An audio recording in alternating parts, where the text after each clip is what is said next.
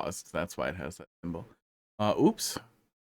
Well, it's technically the beginning of the level. Good job. Good job at controlling your own recording. I forgot to restart the heart rate thing. So it has said not whatever the last number was, which was 91 for a while. Oh, there it goes. Okay. I know I'm the only one who cares about the heart rate thing, but I like it. Hey, Box, how you doing tonight?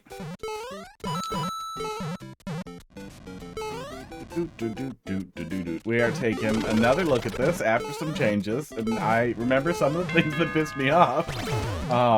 And I remember how and why I quit. Here, after a little reminder, it all clicked. Esports, but yeah, it's going all right.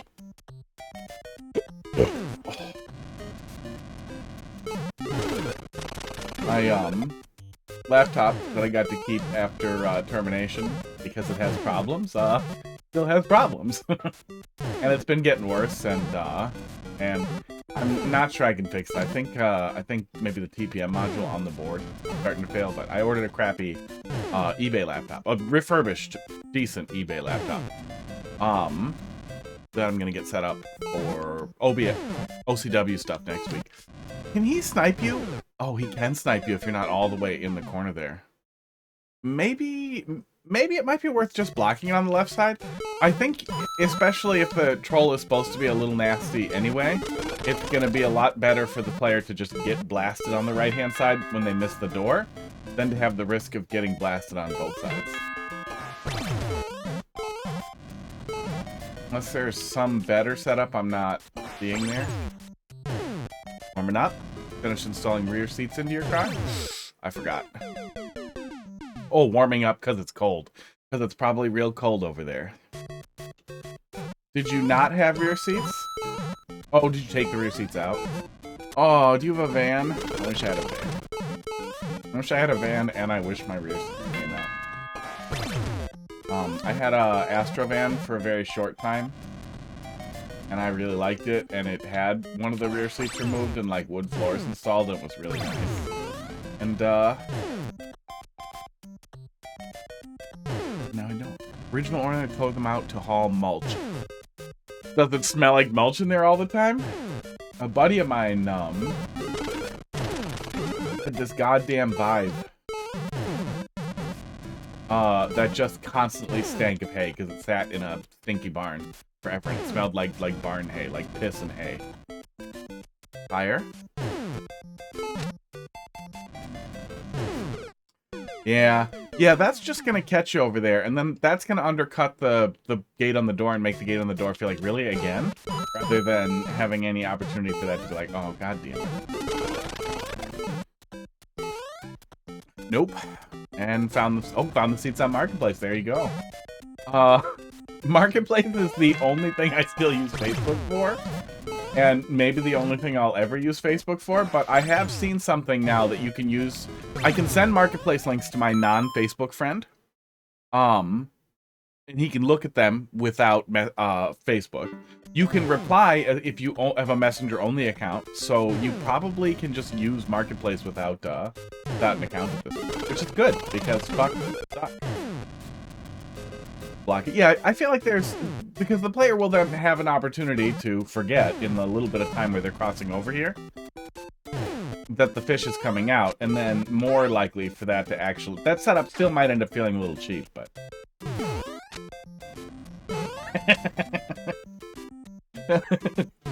Oh my god. If we had a kissing sound effect, if we had a fucking kissing sound effect, not like the long stupid romance sound effect, but just a little like sound effect, that would be so goddamn good in there. Oh, but that is visually really, really great. Oh man.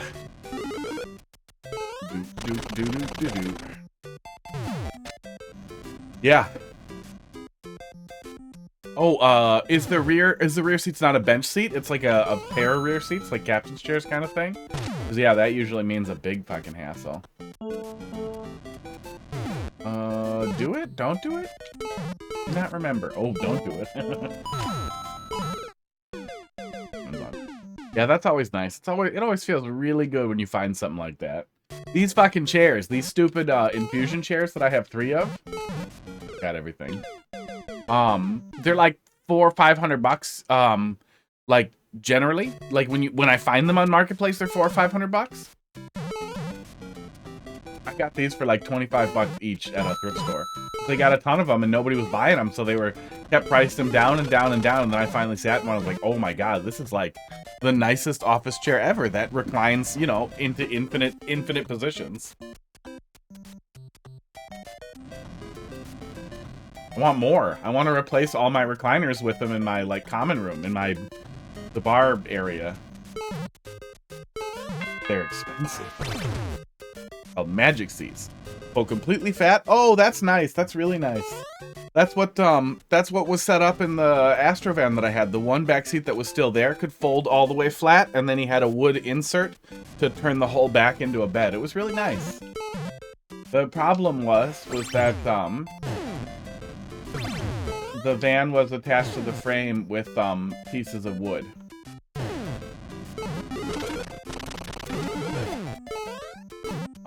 Painted black so that you wouldn't notice. So if you got into any collision at all, the whole thing would have just slid off. Anything strong enough to break wood about this thick.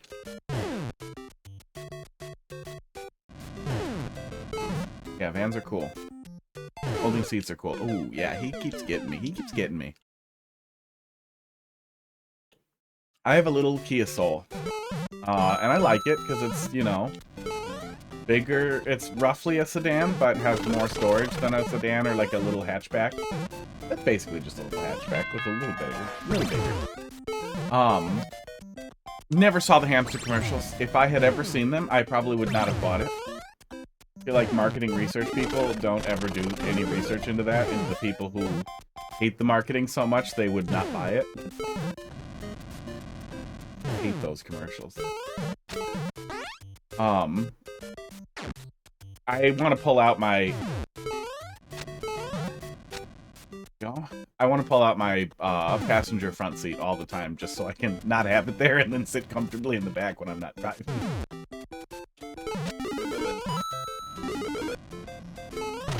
There we go. There we go.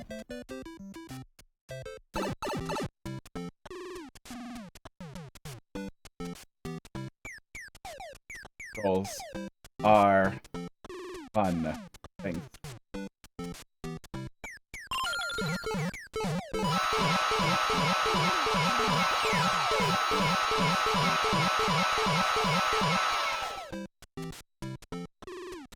That still looks like some kind of CP1 elevator. Yeah.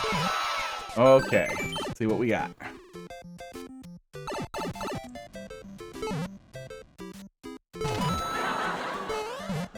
I forgot that. Risk Ashes, thanks for dropping that in there. How you doing tonight? That'll be next after this one. Yeah, I like the Kia Souls. I initially really wanted to get one in like 2016, 2017 because new, they were 13,000. They were crazy cheap. But I could not get financing lined up because I had bad credit. I had money. I had enough money to be able to pay the car payment. So it was a little annoying to get one in 2023 and find out that now they're like, you know, 19,000. Still cheap, but not so cheap it's insane. This, and then he wiggles towards me, right? Yeah, then he wiggles towards me, and then we're fine. Gimmick challenge level, cool. And I think it comes back to me somehow, right? Yeah. And then it comes back again and lands on my head? Yeah. I played something else that had a really similar setup to that.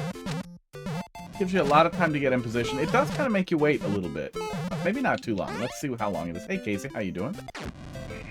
Is that all you have points for? Is hot dog noises? Okay. Oh, no, there they are. Oh, there's more.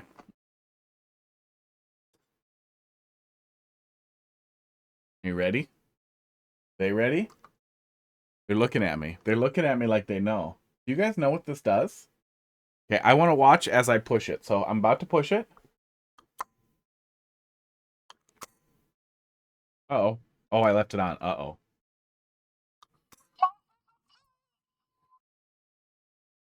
As soon as the noise started coming out of this, it takes a second for the noise to come out of this, right? And then it takes another roughly a second for it to start falling. As soon as the noise started coming out of here when I pushed the button, they looked up at the thing. So I think they know what the button means. Crackers, go eat it. Did you eat it? He looks like he ate it. I'm going to assume he did. We'll see later. And then we'll give him a treat either when we get to the next checkpoint. Oh. I panicked a little. Or when I start to get real frustrated. Or when I finish it. But depending on how fast we get there. Esports. Okay, this one. Got it, the blue snake block. Oops. I can just imagine somebody being like, green snake block's funnier because it's slower.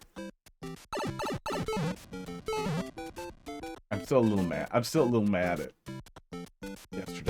yesterday's level. I think what also hurts is I'm a little mad at the level from yesterday. 82. Does a thing. That's the actual troll setup a couple of seconds later.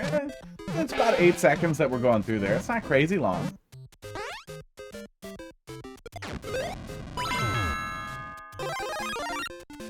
Okay, that was right. That was right. Did I wait too long? No, I did not. Okay. Now we're back to here. I think that was it, right? And then this. Okay. I remembered what was there and I pulled back. I want to come back through there. I want to come back through there and feel that out. Because I want to know if I just hold right, if that'll trigger pretty cleanly as well. I want to pay for cat treats, and it was out of stock, and I panicked a bit, but Box paid for it while I was distracted.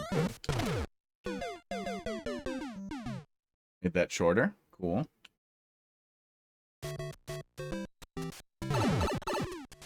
Oh, the runoff there, yeah.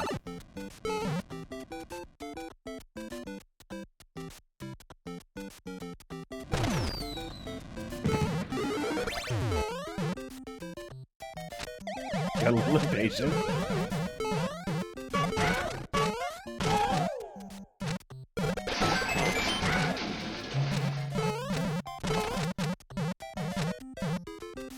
Yeah, there we go. So you actually do not. Oh, you do nothing and it'll work. Okay, that's probably the best solution because I feel like it's definitely better than how hard it was before. I feel like that's good because from my end, I feel like nobody on Earth is ever gonna not push a button that they're gonna just freeze on this thing. Hello. Yeah, that's great. I feel like nobody's gonna do that as their first order of business.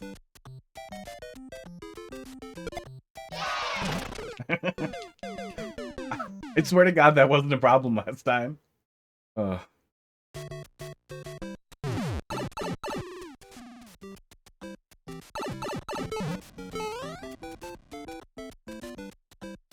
Yeah, got a new laptop with a 4060 in it. It's not great. But Acer had refurbished, yes, Acer, refurbished 18-inch laptops for very cheap for President's Day. And I got a lot back for taxes. I need to sit on money so that I don't, you know, so nothing falls apart when if I don't find a job quickly enough, which I really should get on.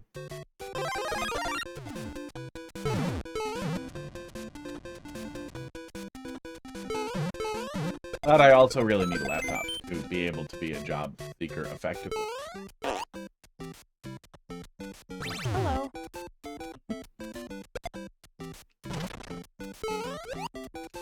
Any chance I need this?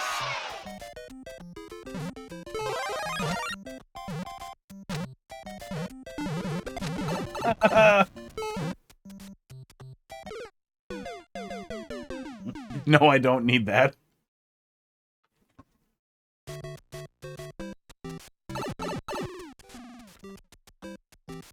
Dude.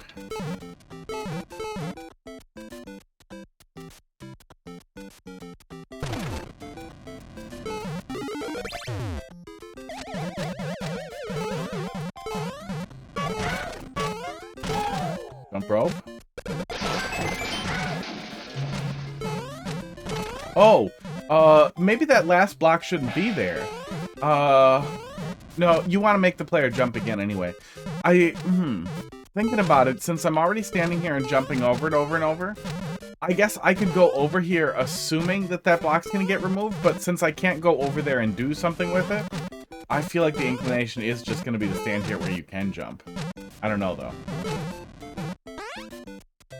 Because I'm pretty sure it hit me the first time. It's harder when it's pressure. That doesn't necessarily mean I can't or don't want to play it. If I don't want to play it, I'll tell you. I'm like, no, I just played it. I will remember everything. I had somebody do that once where they brought the level back like 4 days in a row, and I was like, dude, at some point, it's just this. I remember everything. I can't figure out anything to say because I'm just playing it back here. But that said, there's a fuzzy area in the middle where it's fresh enough that it feels like I don't remember it, but on some level I probably do. Okay, this.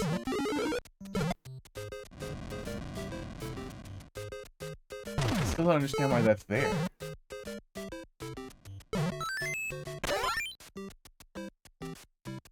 Hello. Oh, you could probably put a muncher under the bob-omb, let the player hit it into the bob-omb once it's in position. Oh, I wish I could go back. Maybe we can still catch it in the recording here.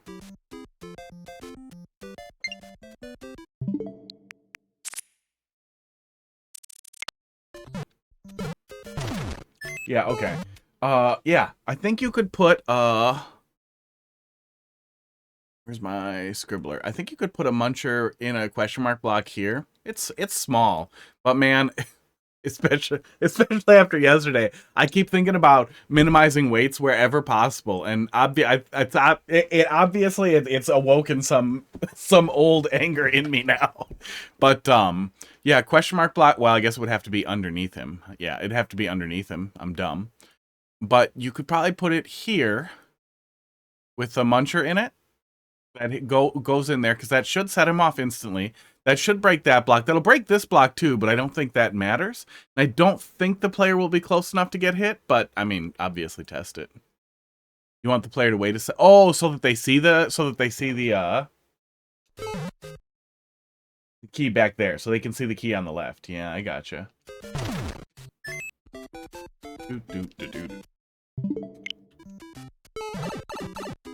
Buzz looking at me. He knows.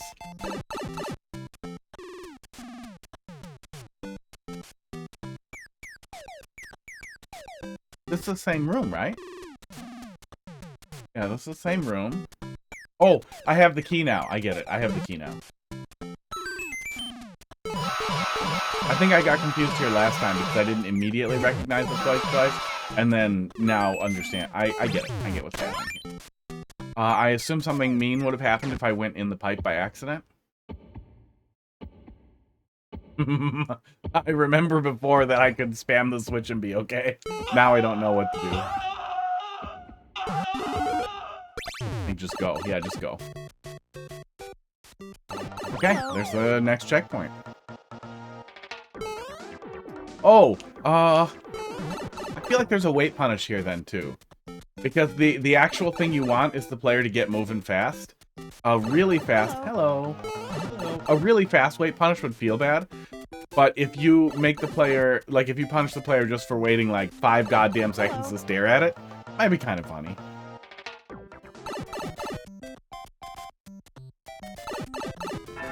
Oh, but you'd also have to make sure whatever you're punishing the player with for waiting doesn't also hit them when they, I see that you added some additional, indicators here. Oh, okay.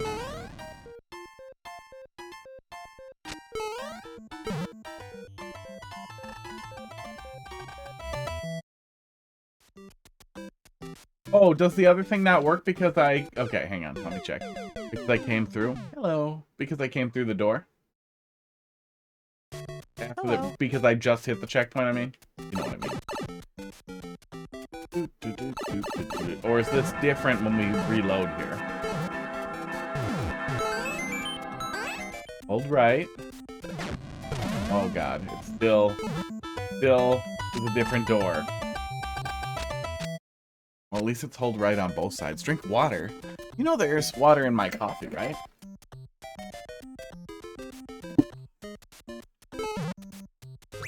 Oh, that's how you go in the door. So that is still there. It's still here. Wait, was the power up and all that a setup just to give me iframes for just a moment while you set everything else up? It's pretty funny. Laced with Nile water, yeah. It's laced with get that water out of there. It's super fast.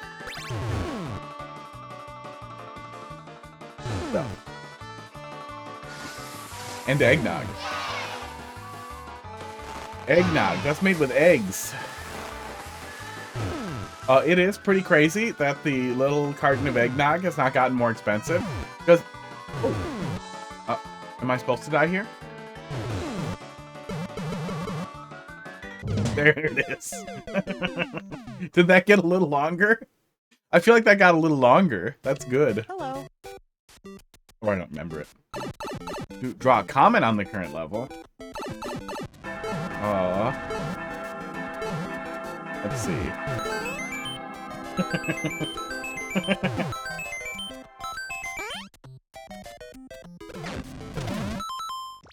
I couldn't pause it while holding right. Oh my god. Is that real? I don't think you can pause it while the transition is still unrolling coming out of a door. I'll have to test that. I think you can't pause it while you're transitioning out of a door. Okay, draw a comment. God, I wish we had... If we have the mouse input on the new Switch and it works for stuff like this, I will be so goddamn happy. But in the meantime, I'm gonna draw with the pen. No, Pud, that's not what we're doing yet. Relax. Esports. Arrows are yellow and brown, right? What do the arrows look like in SMB1? I just saw one. I just saw so many of them. One arrow. I really should have music for the scene to start when it's muted. That would be smart, because once in a while we do this. Yeah, brown outline. There it is. Okay.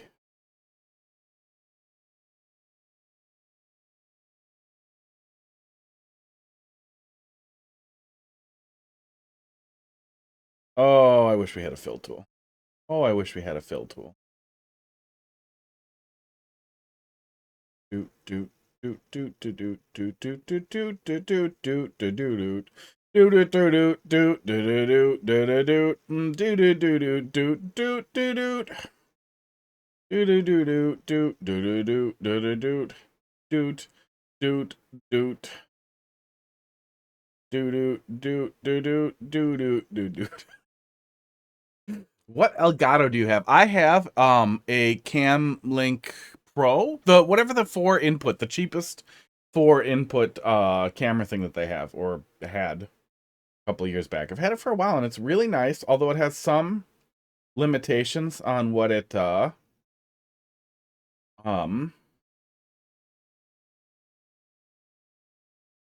this is smart. I can keep talking like this. Oh,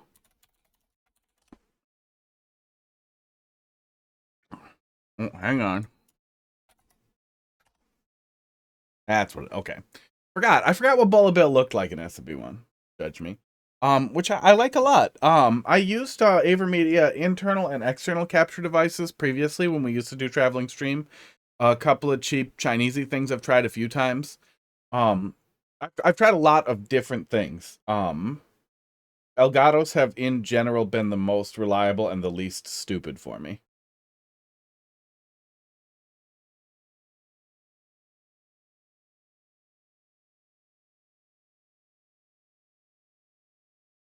I am looking forward to once we start seeing more widely adopted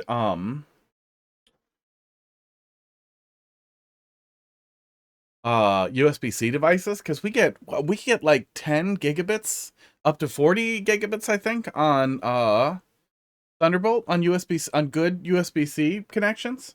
I really, really, really would like to see that be widely commonplace.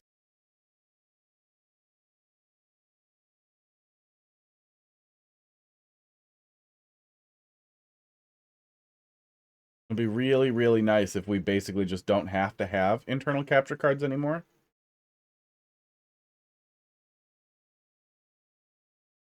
Got to be pretty close to a point where like PCI Express doesn't really matter for those types of things, because we have more than enough bandwidth elsewhere. I would assume, but I don't know absolutely.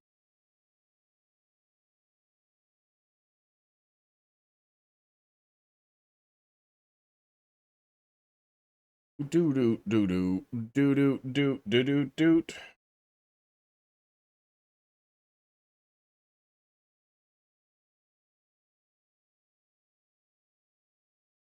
Spending way too much time on it, but I had an idea in my head, and then I was like, well, no, I'm gonna do it. I'm gonna do the whole idea. It's gonna work, and I'm pretty happy with it.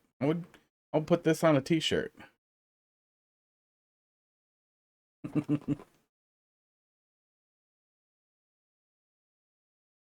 Little bit of an angry eyebrow there. There we go. Oh.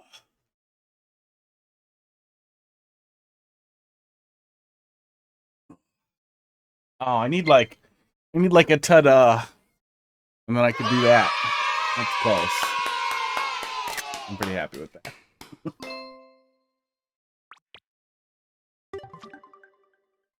Oh, it's gonna be too bad. It would be too bad if you have to delete it and fix it, which, you know, you will. Oh. Don't hold right and tell me if it's fair or not. Just don't get the... Oh, God. Oh, God. Yeah, what are you using? Do you have an internal capture card or external capture card? Because, yeah, I have no idea how external capture cards, how non-PCI capture cards are these days. Non-PCIe capture cards.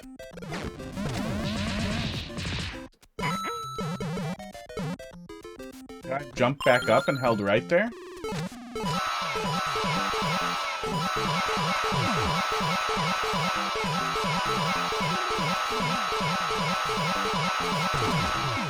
Ah. That's nice. Oh man, if you don't get the CP one, does that still fall and show the player? Because, oh man, if the player rushes to the left, I would hope that there's a trigger to also show them. That would happen either way. Sports. I hope. I use Elgato, it does. Oops. I could not have jumped up there. Dude. Just proximity over here, or does the other thing trigger it?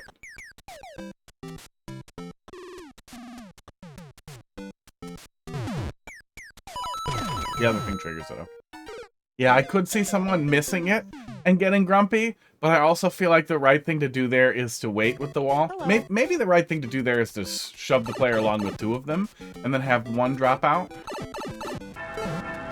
Because it still looks clearly like what you're setting up, and initially that other one doesn't look like it's going to be a death hole. It looks like... Oops, I keep forgetting to hold right. I need an adult.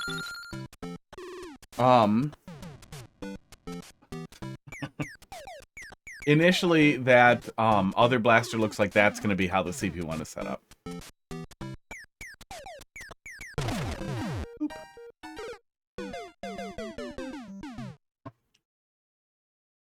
But, I mean, I'm glad it's optional, especially because of how tight this is. Doors. Doors are hard. Doors are harder than pipes. You have a pipe right before this, too. So you could just do a door and then a pipe instead of a pipe and then a door. And that would eliminate a lot of potential issue as well. Just wait for that. Yeah, we can just wait for that. There we go.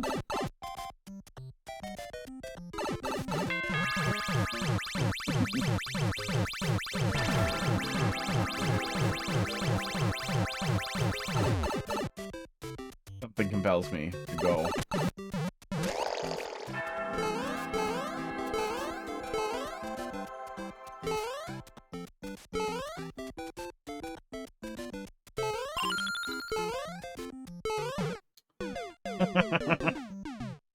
I get so mad about Hello.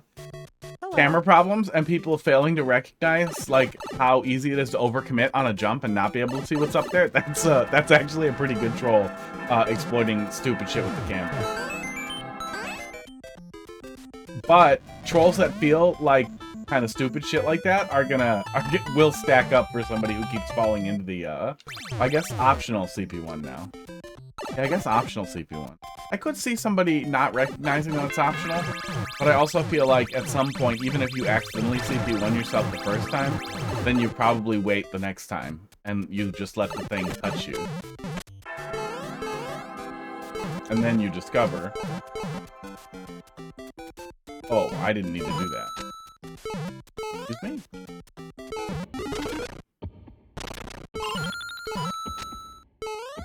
That was to get me there. I see what you're doing there. Those two Kaizo blocks are really doing some work here.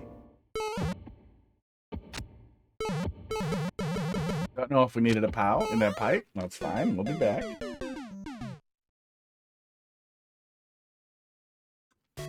Hello. Don't need to keep looking at pictures of Bullet Bill. Okay, we did cat treats. We did water, and I drew a comment, and then we're gonna do treats and catnip in just a minute. Right? Right, Pud? He looks mad.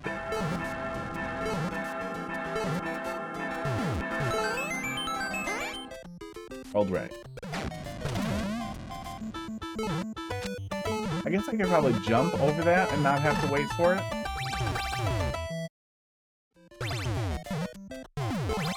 There we go. Oh, the 50 coin is bait to miss the guys. I gotcha.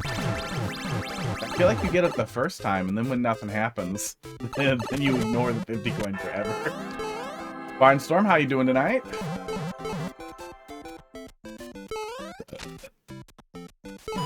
I guess we want to esports. We want to get those. Then do that.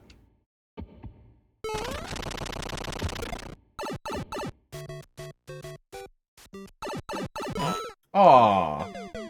Wait. Wait for the mushroom. Hello. Do.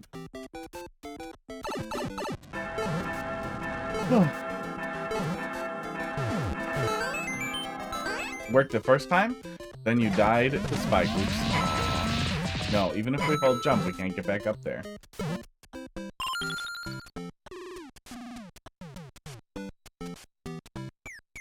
Bud, what you doing?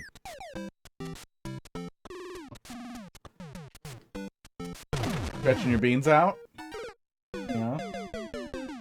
Yes. Stretching his toe beans out. Thought I could see your beans.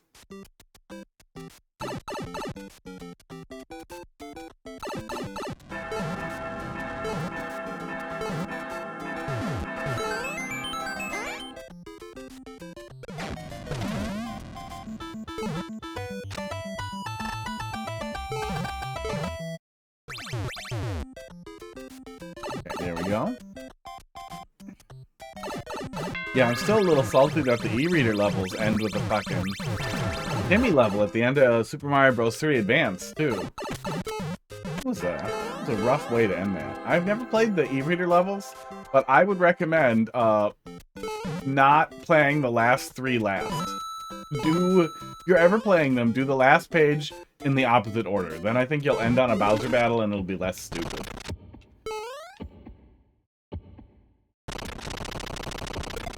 Literally, the last stage is, I'm gonna run in there. The last stage in the e-reader levels is, underground castle-y level with, every single enemy, like, in a spike pit, and then you just jump on them. And it's like, look at all the different enemies we put in this one level. Like, thank you. Thank you, Timmy, for this level. Years before Mario Maker would ever exist. Aww. Yeah, see, I held right a little late. Ooh. Oh, you wouldn't be able to get pinched there.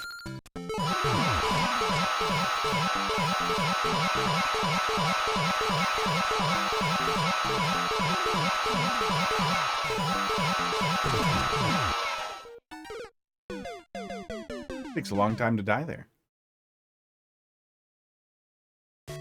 Hello. CP2 as well, so hopefully we in progress. I think it's time to get the Gadsden tree. And I will remember holding right.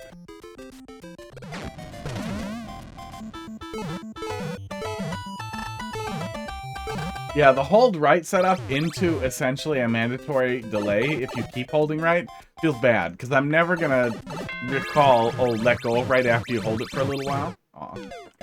Aw. Let's see here. I'm pretty sure we can jump over that, right? That has to be possible. Hello. But I also feel like it just boils down to a delay for a delay's sake. For a wait.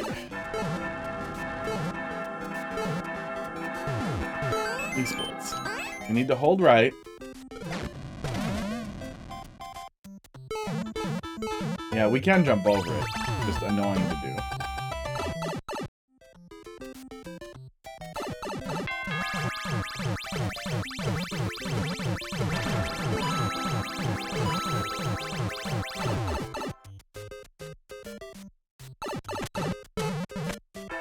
Use Elgato, it does. I can't figure that out. It does its job? That has most of those words, but it's missing a word. It does its job? That's probably what it does.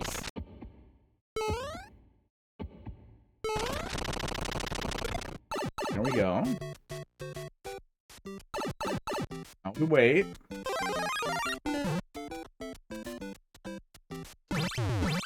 What's that for? Is it possible to have the switch in the wrong state?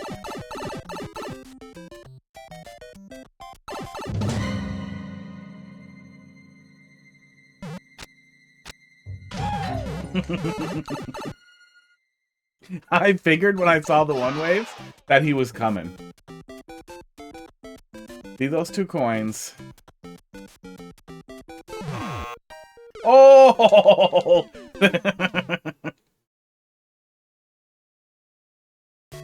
Hello. That's a pretty good use for fake blocks right there. I did not even think to check them.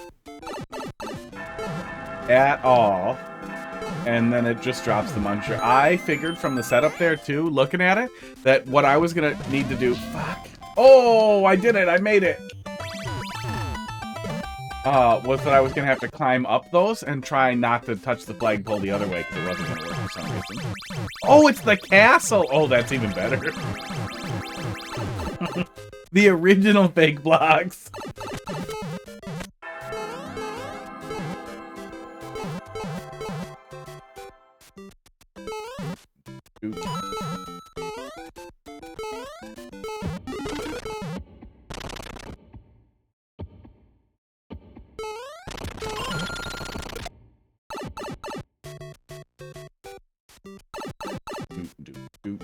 Yeah, I was surprised that this on-off switch in here wasn't something. But I'm guessing it's just there in case your state is wrong. Here we go. Yeah, it's just the castle. Wow, that doesn't stick out. I don't know if I'm dumb or, yeah. Yeah, I feel like someone will recognize that, but I fucking didn't. The fish room determines the on-off state. Oh, yeah, because it flips back and forth either way in there. Okay. And it's probably going too fast to mess with the enterable pipe there a little bit. Yeah, to have it block the pipe up one way or the other. So it's just there to make sure that the state's correct for whatever the next setup is there.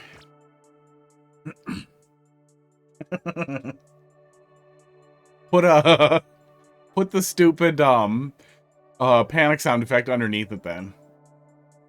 Yeah, so that the player has to touch it and it does nothing. Just a nothing setup to give the player a little bit of anxiety, so they're more likely to. Well, I don't know if they're more likely to hit the P switch then. Yeah, I don't know. Yeah, good overall. Glad we don't get forced CP1'd anymore. It's a long wait, but that's better than getting swept into an anti-soft lock over and over again. There were some still kind of minor things little minor edges that were problematic, but overall the flow of it was real good. We clipped through it pretty fast, and at least for the beginning part, and it still took about 43 minutes, so it might still be a little long, maybe a little long, but it didn't feel too long. But also we have the benefit of we remember the first half of it, so if it feels like it's going for too long for people who are looking at it for the first time, keep that in mind. Penalty of not following instructions. Whenever possible, try to use a friggin' pipe. That the setup there was a good opportunity to show that too, is that you did door to pipe. No, you did pipe to door to setup. That's the perfect opportunity to just flip them around. Have the door first go to a pipe, and the pipe go to the troll. I know that means flipping around a big chunk of the level, that it's not really that easy, but it could be. Yeah, Pud, we're coming. He literally just headbutted me. Oh. I told him we're coming. Sports, but he's just impatient.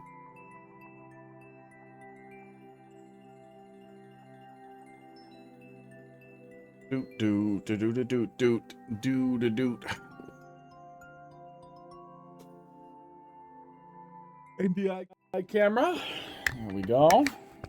Enjoy that momentary crotch cam there for a sec. Uh-oh. Treat time. Twice is behind the cannons and can't put pipes behind cannons. I gotcha. Oh. I mean, you probably could. You just need an additional transition. As long as you had more transition, you probably would be able to, right? Treats in my pocket? Wait. Yeah, treats in my pocket, as is drugs. Okay. Oh.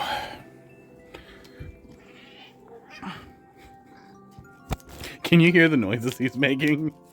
That was crazy, Pud. Belly? Belly time?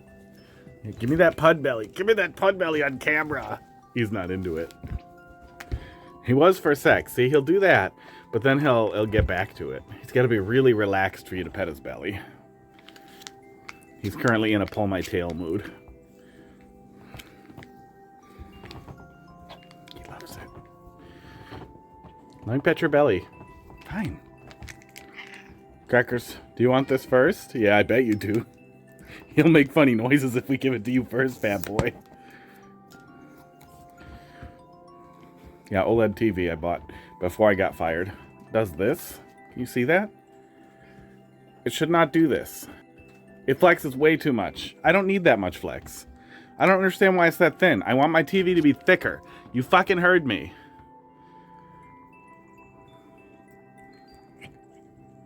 What's happening here? It made a little straw. Okay, here you go. Drink it out of the straw, Crackers. Pud, how do you feel right now that he got it first? A little confused? Aw. Pud, you made me drip.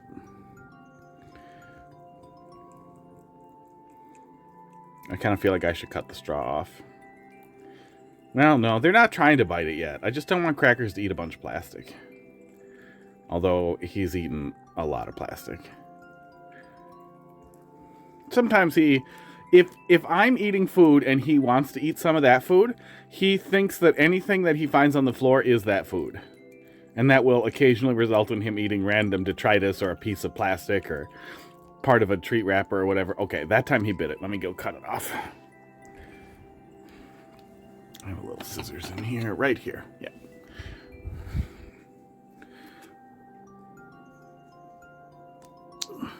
There we go. These are going to be gross now, probably. Clean those later. Barnstorm, thanks for dropping something in there. Pud did make me drip. Oh, come on! Crackers, why are you like this? Hang on, I need enough for hot dog in here. Okay. Pud, can you talk to Crackers and make him not like that? Yeah, Crackers, lick your own head later. Do it again. You need to lick your face. Look at him stretch his face out.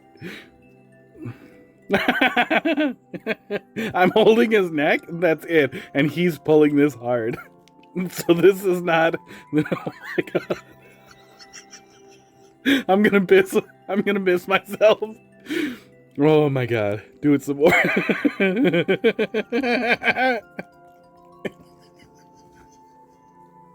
Oh, good boy, Crackers. Oh, yeah, no, that was great. Let's try Pud now. Pud, let me pet you while we do this. You love it when I grab this stuff, Pud. See?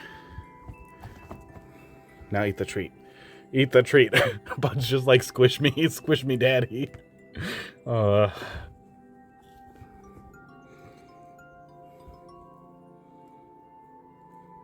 He won't do it. He's like, no.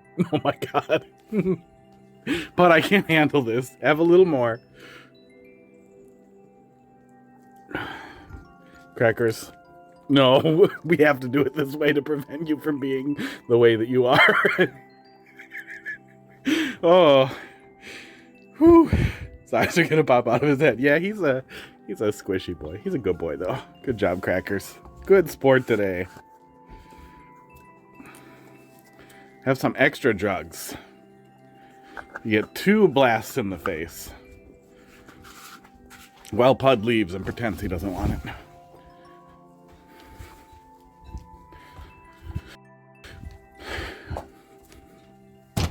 Now it's hot dog time. There he is. There he is. So I guess the question then is, does it work on hot dog? Okay, there's none coming out yet. Don't get distracted by her.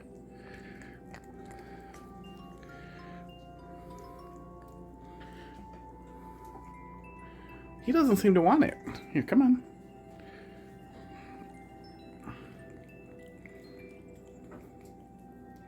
He doesn't want me. He doesn't want me to grab his neck while he eats treats. Yeah, he's not gonna pull his own skin off of his face just to get treats. It's okay, hot dog. Because you like to hold hands while we do treats. And sometimes you even let me take your beans out. Look, his beans have little spikes. Oh, buddy, we gotta do your claws. Who gave you that little needle there? Gave it to yourself, didn't you? You've been sharpening them. You like your little bee so much you want to sting like one. He's got a little tunnel that looks like a bee, and it's cute. And he really likes to go in it. Especially when you tell him to go in your bee. Look how scrunchy he is from the side. Oh.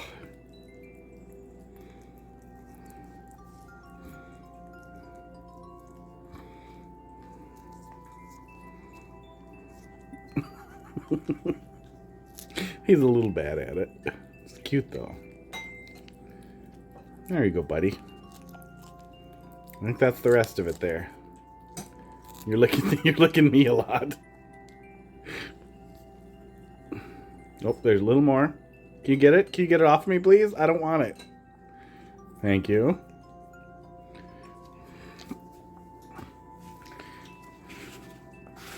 And now for the part where we touch your face.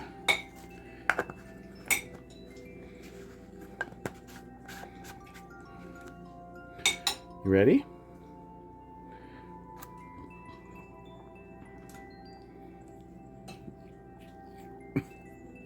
I've never had a cat that wanted to eat catnip as badly as this one.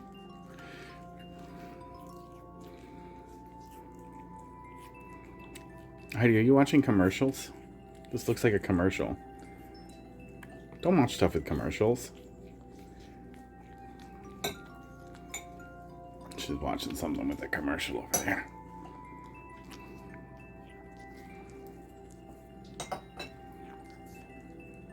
You over it? You over the rest? Here, get it. Put it in your mouth. And I'll scratch your chin. He's cute.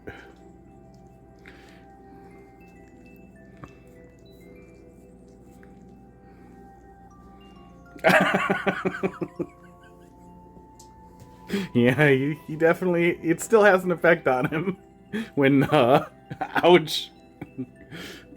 when he eats it. He's purring while he does this. Can you not bite that hard, buddy? That really hurts.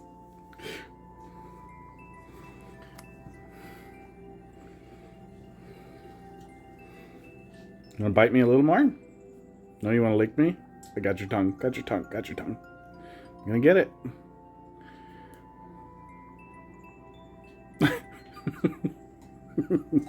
Okay, bye, hot dog.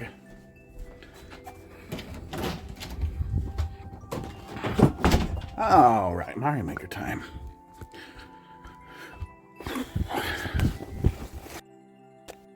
Crackers, how you doing? You are still covered in a lot of drugs. Yeah, you are.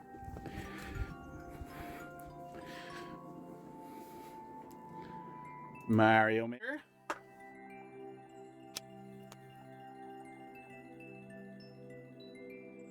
Crackers, did you lick your own head? Did you do it?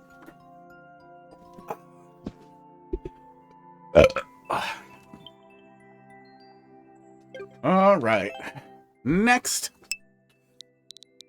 Risk Ashes. Let's see what you got here. DH. DYF. All right. Use Goombas to get through the airship. He gave me one pretty good little bite there. Got his teeth. Teeth under the skin a little bit. Oh, I should. I can't easily do it. I gotta go back. I gotta go back and get a clip of Crackers getting his face stretched out. We're gonna do that a lot. That should probably be one of the animated emotes. I wonder if I can just cut a couple of frames of that and have just a stretching and unstretching Crackers face. Alright, Goomba Galley.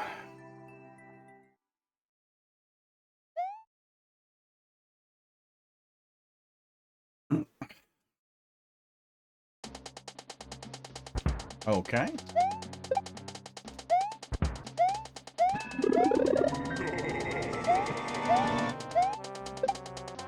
Hacky little setup in the beginning here. I'm going down here. I shouldn't have gone down here. Feels like there should be a little secret down there. I'm mobile, so I can't clip. Yeah, I'm gonna have to get there. That was a good one. That was a real good one.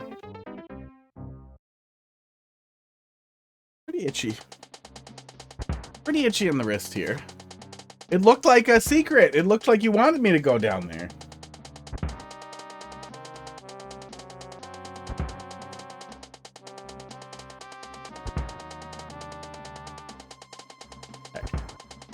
I have cleaned the wound. Don't want to miss cat treats. No, I get it. Oh, right. On mobile, it won't like pull up in another tab. It'll just ruin the stream. Twitch's mobile app is terrible, for one.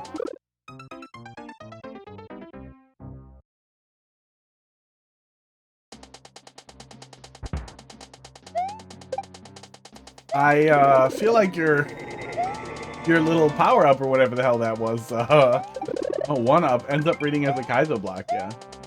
If you wanted to set up something, I don't know, harder, since it seems like we're setting up a little bit of like a light Kaizo level. Oh god, he takes forever to flip over. You could have the player walk him off, and then bounce off of him if there, wasn't as much danger for spikes, and use that to get to some little secret. The only block like that. That's good. Maybe move it over to the left.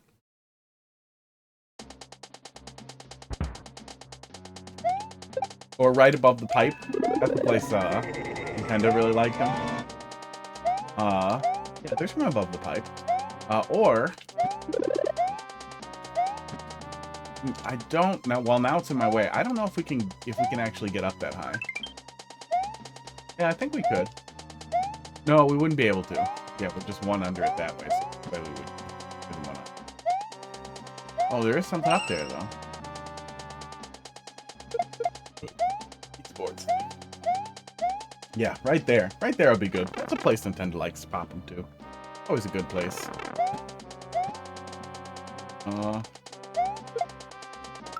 What's the description here? I don't have my thing up where I can see it so good. Go. Use the Goombas to get through the airship. Okay, so I was supposed to bring him with me. Goof, how you doing tonight?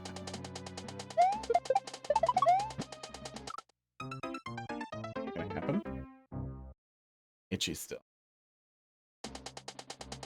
I don't know why the Twitch app is so terrible.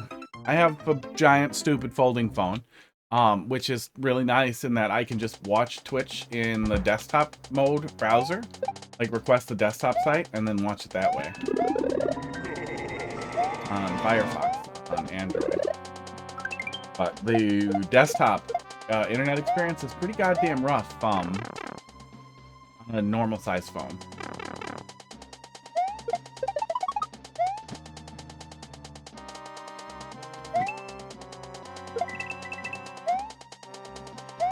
Oh, I thought there was going to be a hidden block there.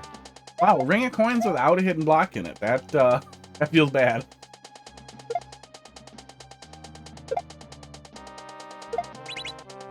Go.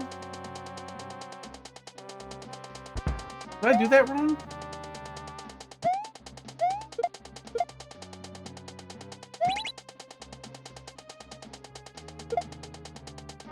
Well, we're not bringing him in there, right? Yeah, no, we can't do that. Wrong game. Nope.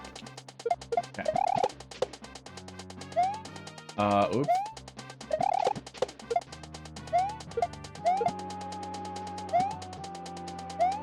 Hang on while I undo my own mistakes.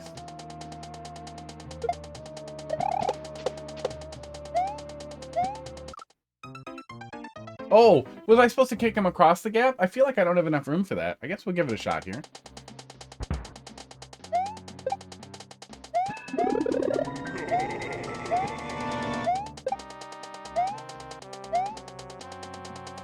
Bud, what are you doing? Bud, stop digging.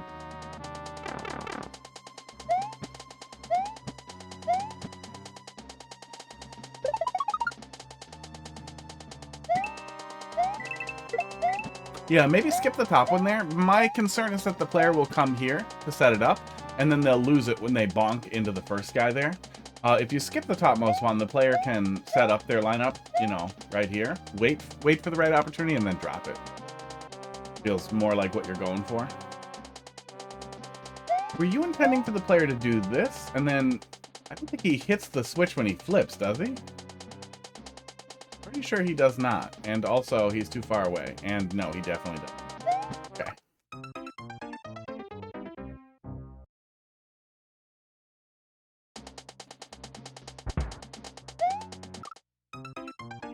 Hard to be like this.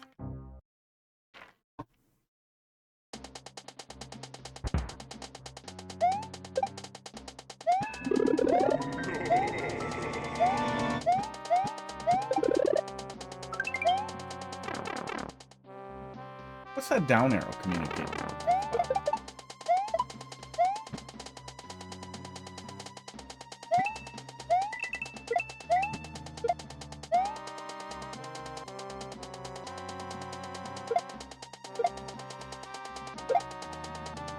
Yeah, it has to be this.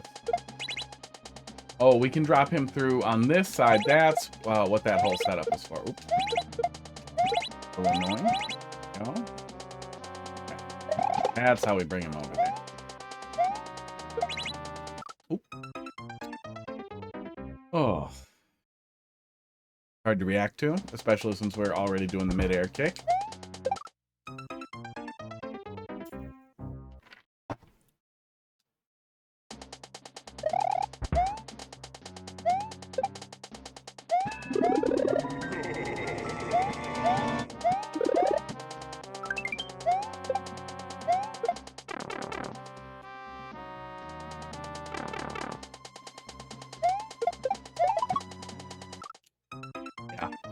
Yeah, and the more you try to go fast there, the more you're gonna end up missing it.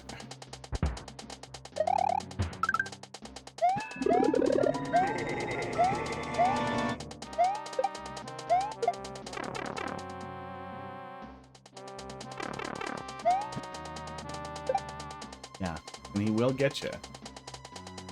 Can we get him back? Can we go back and get another one? Okay, at least we can go back. Yeah, at least it isn't death for a silly mistake. Would be nice if, it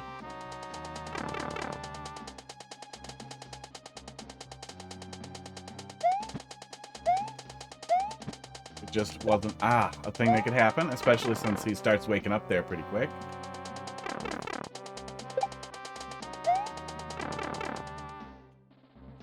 Go through the pipe. I guess I stopped to mess around with my eye. But it only takes 3 cycles? It takes quite a few cycles before he starts waking up. I wish we had more room there just so I could just kick him. Feels bad to not be able to kick him through the slot.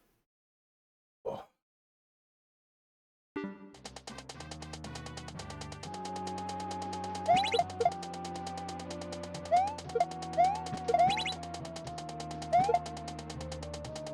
Yeah, I feel like you're packing things in a little tight here, tighter than you need to be, and it's making a lot of really awkward interactions that don't need to be as awkward as they are.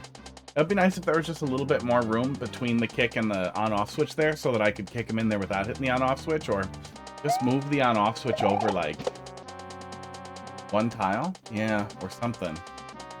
Make a little bit more room here. I'm guessing that we filled the whole shaft up. So that's why you're so low on room, but it just feels it.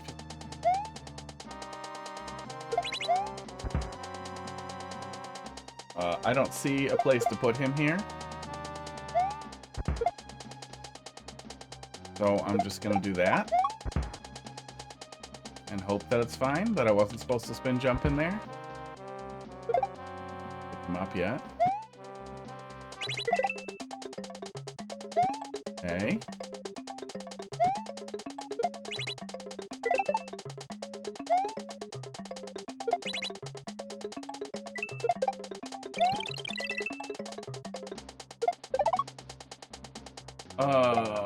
Yeah, you have a lot of situations where you're putting the player in an pointlessly uncomfortable position. So the player is often moving forward slowly because they don't want to lose the Goomba that they absolutely need to finish the level, I'm assuming. And they don't want to dash him into something. So then mixing that in with a P-switch followed by another P-switch right after, followed by, okay, but now you're actually racing against time is very unintuitive. That does not scan well for the player. Like, wait. So you were giving me more P-switches than I needed. Then you don't give me one when I need one, and also I'm not supposed to be cautious anymore? That's the wrong choice. Yeah, just finding a little bit more room for the player to maneuver a little bit more comfortably, because it feels like the point of the level is to carefully get the Goomba to the end. But I don't think you want it to be tedious or annoying. You want it to be precise and difficult. Keeping those two things separate is definitely doable. It's not impossible.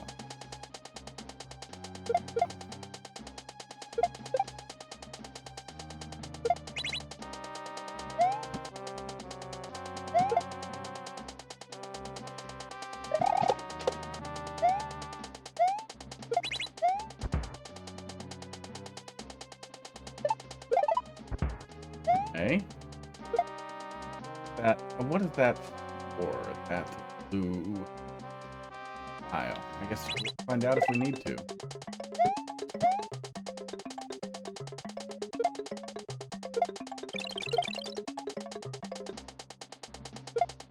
Next one we get right away. There's no way for us to grab that, right? Oops. Oops.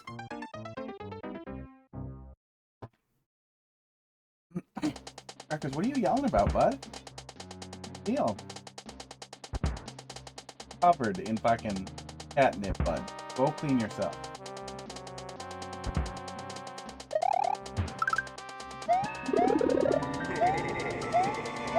Oh my god, I hate that one up.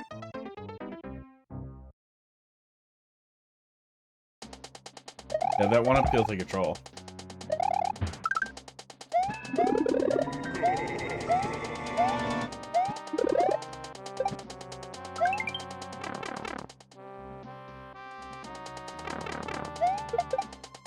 We cannot just kick it right out the gate and have it kill all of them.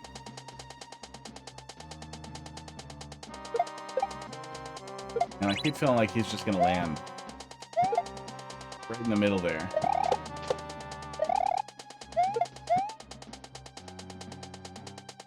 That's gonna be a problem, right? Yeah, I think so. Yeah.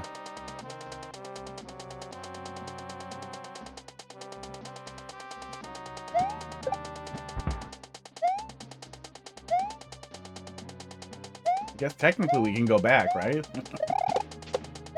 At least from here. Oh, no, we cannot. Now he's probably dead. I guess if we time that right, we could get him to hop up on top of there and then grab it. Oh, we wouldn't be able to grab him, though. Okay. Enough pointless theory crafting in a hole. That was weird. Pud left really suddenly and then came back. Pud, did you do too many drugs? I think so. Look how twitchy his butt is.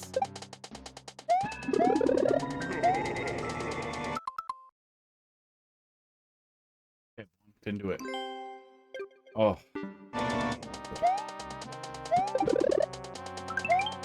I would really like to find the person who thought, like, hey, let's have the Y button do something on the pause menu. Because, you know, I want to hold Y and then hit unpause.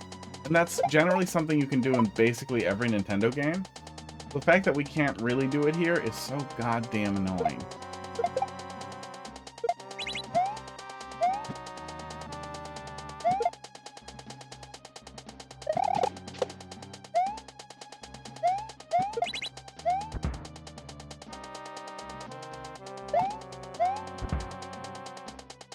Hit that harder than I needed to. Ah, didn't know which way he was going to go.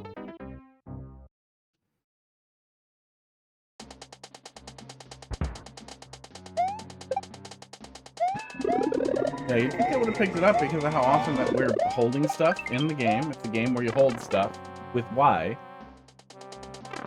But it's also just the typical position for the player is to be holding Y. That was it.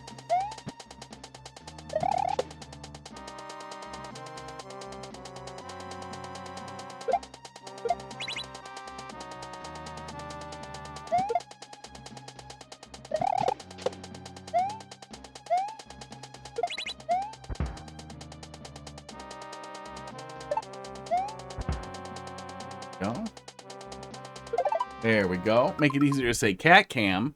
We got that. We got that all day. HUD seems to have calmed down now.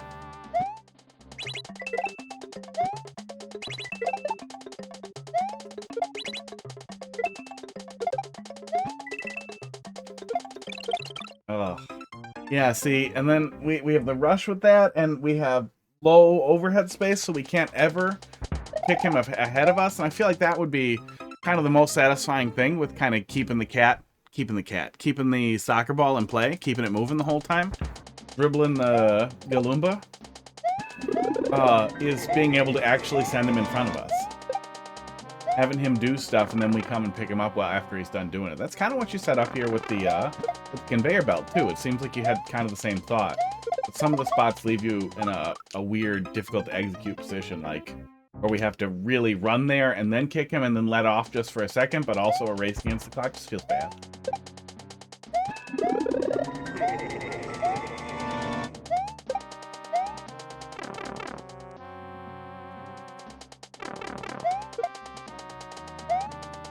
There he hits the ceiling every time. Oh, man. Also disappointing that if you catch all of them, it's not a one-up. Oh. Oh, were there any places where the player would get soft-locked if they lose the Goomba that way? I feel like that's something you gotta check for, too, is make sure you try losing the Goomba in every place where you can, make sure none of them are a soft-lock. I guess we don't have a checkpoint yet, so the player can just start over, but still feels annoying.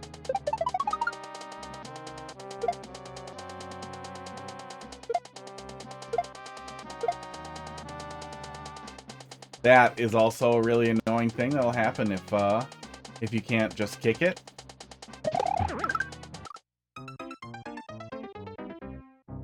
Yeah, the tight quarters fight the fun that you could have with the Goomba.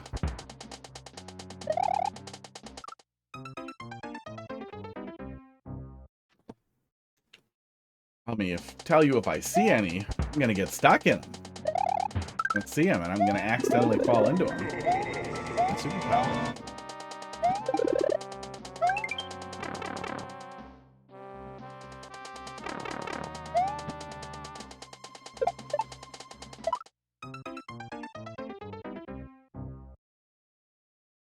What are you doing? You're just gonna sit like that? You're gonna stretch one paw out and look like you're not a fucking weirdo? Pretend to be normal. He's not normal.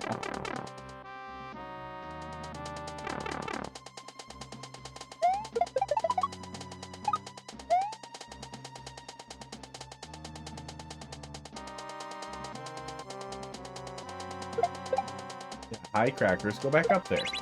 Jump in my lap. He chose to go back up there. Oops. Oh, I slipped off. Yeah, tight quarters. I'm guessing a lot of it is that you wanted to fit it all into one shaft because we're probably using the other shaft. Yeah, if there's more room, open up some of these little chambers so they can breathe a little bit more.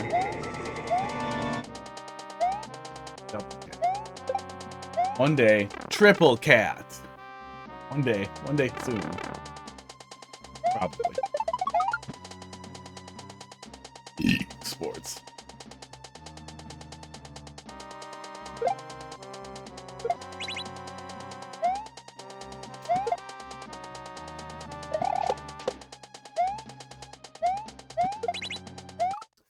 Oh. Now I gotta add the other, make it easier to see. Oh, the other cat lives on the other side still. We got, so there's a bar over here on the other side of my office, that has, like, the rail lighting above it. Wiring, troughs for lighting and stuff like that. And the wiring is exposed and it's not well done, and I'm just gonna put a cover on it. I got some, vinyl tiles I'm gonna stick to the top of it to keep Hot Dog out of there, because he likes to climb. That's why he's not over here yet. When is Hot Dog a permanent fixture in the whole streams? I mean, it's coming. We've been busy. Last week there was a whole bunch of stuff that came up, so I didn't even get to my resume, and then I was just over it. I was so pissed off. I was like, no, more is going to happen. I'm just going to play video games until something else ruins the whole weekend.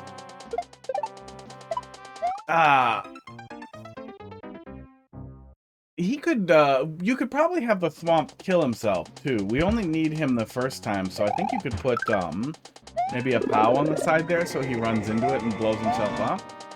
It probably set something up so he's not a part of it anymore. Make it less tight.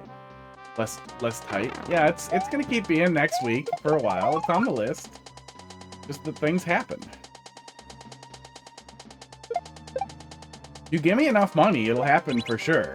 I just need, I don't know. It's gonna cost more than the cost of this house to just fix everything. Like, $200,000, and then more, and then I'll just do this as my full-time job, and then we'll get him over here, and we'll stream it. We'll stream getting it all ready for him.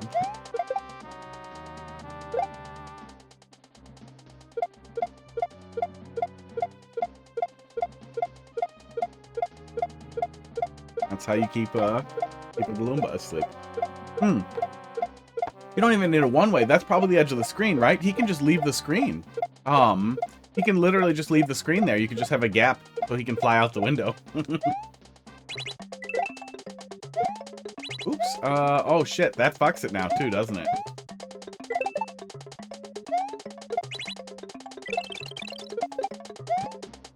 Yes, it does.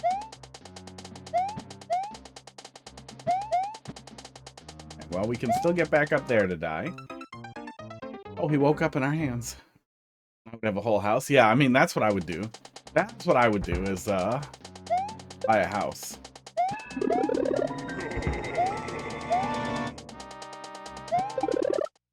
People thought it was a little stupid that I clapped out my 401k when I bought a house in, 2021, I think.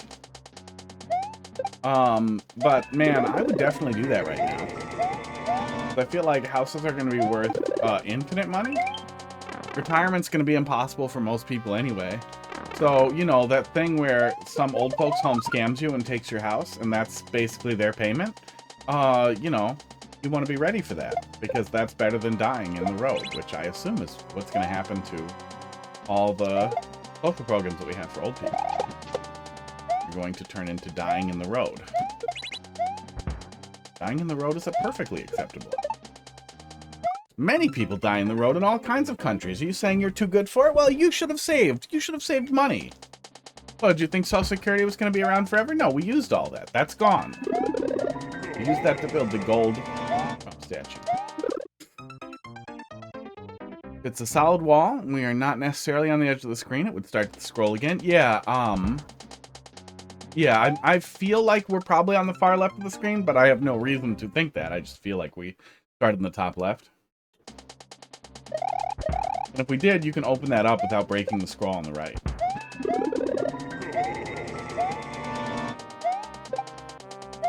And if not, yeah, you can trap him over there with a one-way. He's...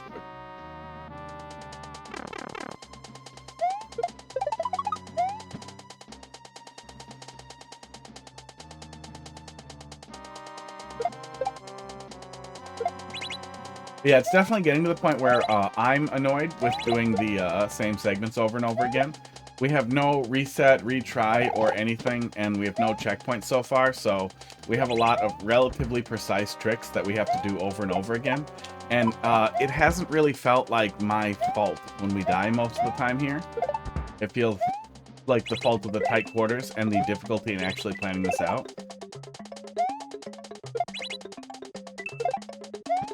And re-grabbing him and it just being really hard in general. Yeah, no. The structure of that whole section that's having me proceed forward there into that rush there is so rough. And the structure of the level fights this very sudden, like, rush down area so much.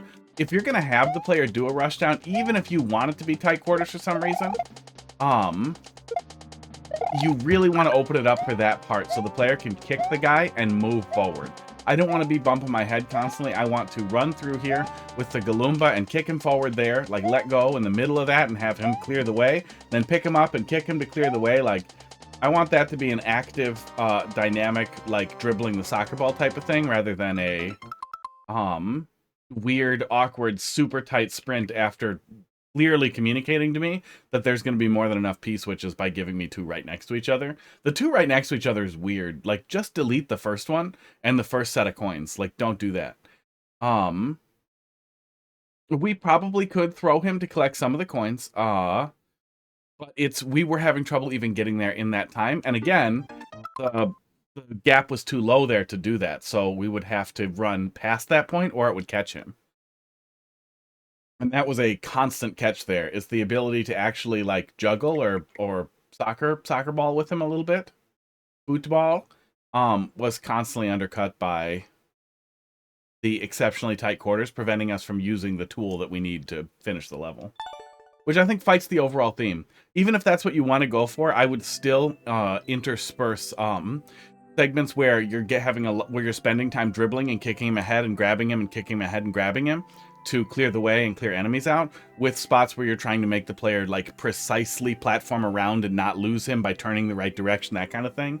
You could try to do vertical segments where the player is supposed to turn while they maybe fall on a donut block if you want to do, like, a little precision type thing. Like, there are a lot of ways you can set that up that reads really clearly on the other side of kicking the soccer ball around too, so you could have, like, an alternating concept there. But the way it is, it feels like the two ideas that you have are fighting each other and are really ruining it. Yeah. Yeah, concept could be fun. Concept could be fun if it flows good and we can actually do some cool stuff with the Goomba. But the way it is, it feels like you're tying my hands and then you're making me hold something I don't want to hold with tied hands. Like, I wish I could at least have a little more fun with him. 420. Yo. AXG.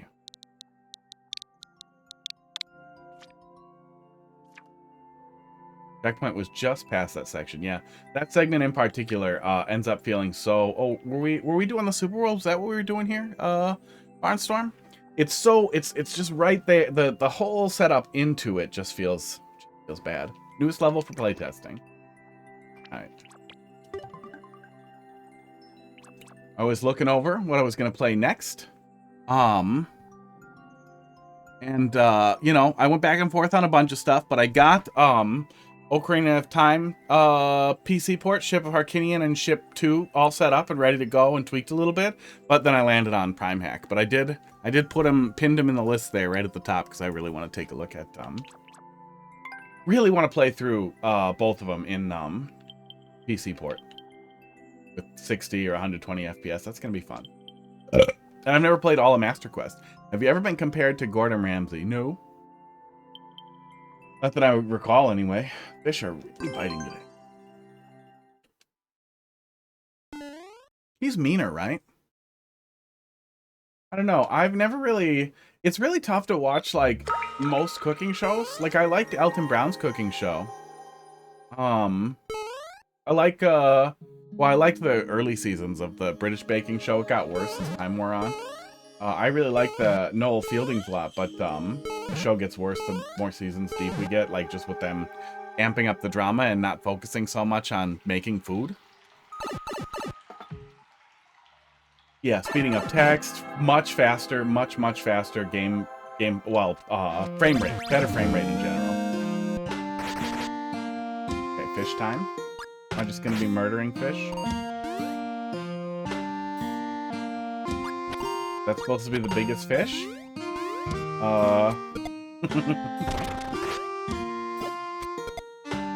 I kill him?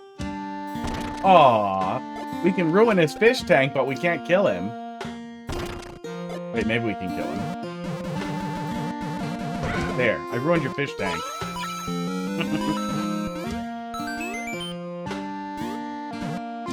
I tried to watch some stupid cooking show. That had, I think it might have had Alton Brownlee, but it was so stupid and so focused on dumb drama that I was completely over it. See that back there? Could not get into it. It was some cooking competition thing, but they always do that. They try to turn it into a drama factory when it's like, dude, can you just talk about food? Can you just talk about making food? How is it that fucking hard for there to be decent shows about making food? But there it is for some.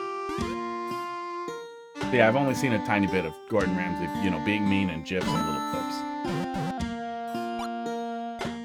But he seems like somebody I would think was funny if he just had a show where it was just cooking and he yelled at people for being bad at cooking and then he showed them how to fix it. And then you learn stuff.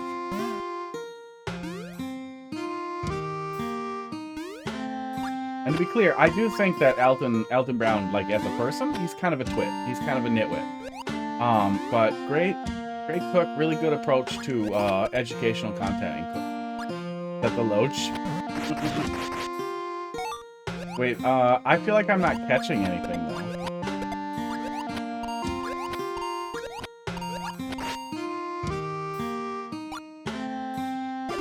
Yeah, I feel like I didn't catch any fishies. I just murdered them.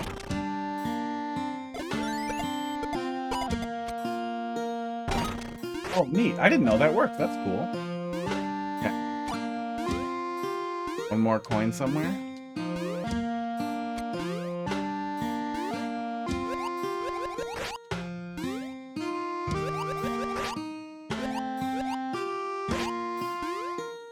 I really liked Bon Appetit before all the drama. The Bon Appetit's YouTube stuff with their test kitchen was really, really great. They had like a really good bunch of people who were actually good chefs, good cooks, really, really good in the kitchen. Good approach to like foundational kitchen science without it being really annoying or like molecular gastronomy stuff. But then they got in all that trouble for not paying brown people. Like, are you kidding me? In 2022, 2023, whatever it was. And then they went so far in the opposite direction of trying to hire the most diverse possible people that all of them were insufferable and not good at cooking and not interesting, and it completely fell apart. Babish fell apart. I used to like Babish's stuff on YouTube as well, but it's literally just a opportunity for him to plug shit now. Plug shit that he sells at Walmart. Same with Sous Vide everything. That was probably the channel that I think got me started, or at least helped get me more interested in sous vide. And that fell apart. Everything that guy does now fell apart. It's just for him to plug Walmart shit. I swear there's still some... Oh, Ethan Schlabowski is real good on YouTube. Really good cooking content. Tasting history? Look that up later. Tasting history. Schlabowski.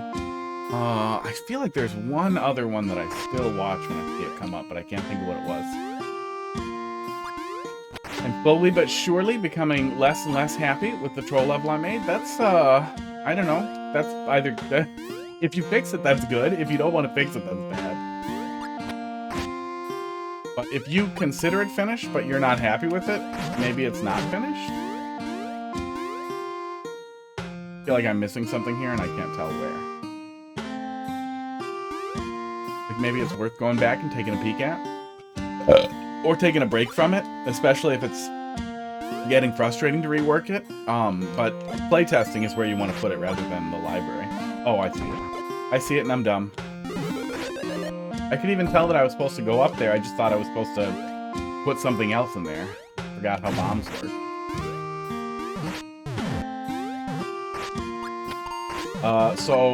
Barnstorm, what part of the lake is this? What part of the lake is the plant in the ceiling? Oh.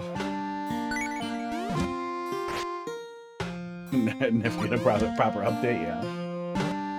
Yeah, I mean, if you submit it to the library and it's not finished and you're not happy with it, you're probably going to get told to revise it. You should get some information on what you should revise, or you just get a rejection and a reason for rejection. Lures.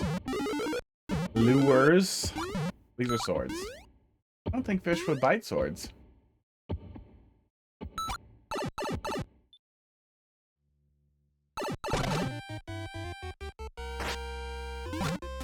Wow, okay. So these guys must be on tracks. And one of them's gonna have a key at some point. And they're gonna keep getting recycled till I get it.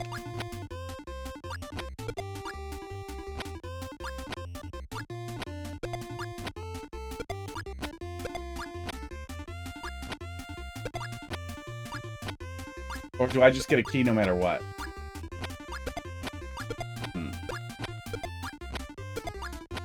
You kill 10 and entry limit kicks in. Okay.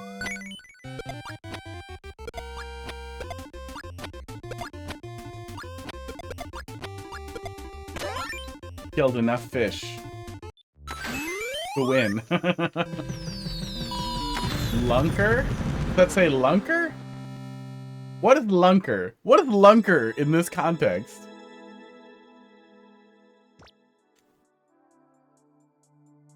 Lunker.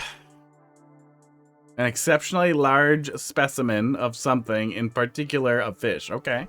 That's a new one. That's a new one to me. But I do not fish. That's good. I'm weighing whether a more precise minigame would be better there. Like you need to kill 10 or 20 or else you get killed. I mean, there's a checkpoint right there. You have something to set up, but you want to make sure the player understands that so they don't just die. You probably can't set it up as, you probably can't set it up to, recycle the player if you're having the... Well, would the fish... No, the fish wouldn't respawn if you're killing him. Yeah, I don't think the fish would respawn. Would they? If you kick the player out and kick him back in? Barrel Sharashewski. That in here and look at that later too. I'm trying to think, I swear there was something else that I still watch besides Ethan Schlabowski. Ethan Schlabowski does, let me find it here. He's been plugging some dumb cookbook thing lately too, so I hope that doesn't go in the shitter. But, he does like these hour-long goddamn teardowns on like, dude, this is like, let's look at every single different way we can prepare garlic and figure out if it's ever worth it to do stupid shit or not. Like, it's just great stuff in general. I'm scrolling through my YouTube quick here before we move on to see if I can see any cooking thing that I'm forgetting. Because I swear there was one other one that I still like watching. I'm not seeing it.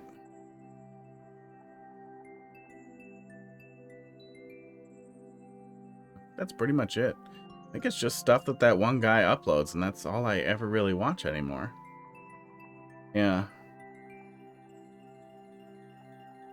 Sucks. Yeah, it's been disappointing. Kitchen drama just baffles me. I don't understand why that's the only way to make cooking exciting to some people.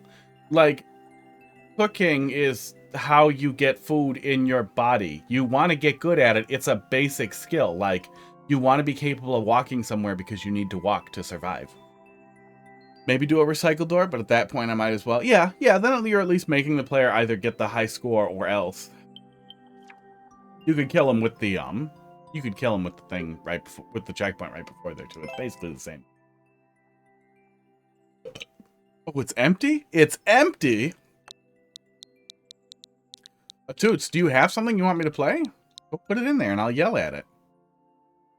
You'd rather start a new one from what I've learned than constantly revise? Yeah, I mean, that's a good place to start. And you don't even have to feel like you're throwing out the old one. Just come back to it. Even submit it. Submit it to the library and then come back to it in 6 months or a year or something. Pull up the next one from 8MMC. We gotta be pretty close to finishing 8MMC though. King Goonies Lunar Lair. D9K. 1 HD. SRF. Like, it just blows me away that nobody ever started making cooking shows like that Alton Brown stuff didn't just get ripped off. Like, wait, what if we just did a show where we just talk about cooking and that's what we do? And well, I was going to say we put it on Discovery Channel, but no, they'd be like, can you put hairy bikers in it? Who are they doing it versus? Who is it against? Who are they fighting? No, it's just cooking. Yeah, cooking at who? Who gets owned? Cooking to make French people look bad? Can we do that? Can we make French people look bad? No, I just want to do cooking. Versus who? Hate Discovery Channel now. I had Discovery Plus as like a free perk with my phone, and I watched through all of how it's made, and then I looked around a little to be like, oh, what else is on here? And was extremely disappointed. Steal the Goonie King's Mystic Golden Feather and escape. Okay.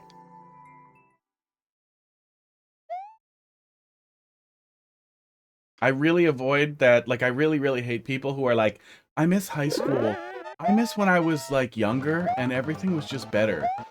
But man, the reality TV like shit show takeover of educational content legitimately has like absolutely nosedived. And there's tons of great people who make educational content on YouTube and elsewhere that's still legitimately good. Like Kurgsat's Veritasium is huge and somehow focused on ridiculous educational stuff. I have no idea how it's so huge, how he gets so many views.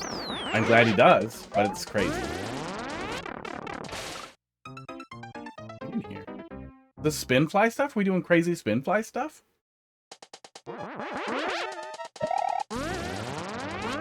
Nope.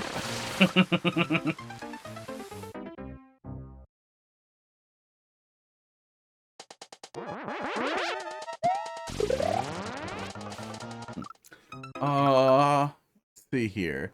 Steal the Mystic Golden Feather and escape. Oh, am I literally just going under? Maybe I'm just supposed to go under and I'm doing it.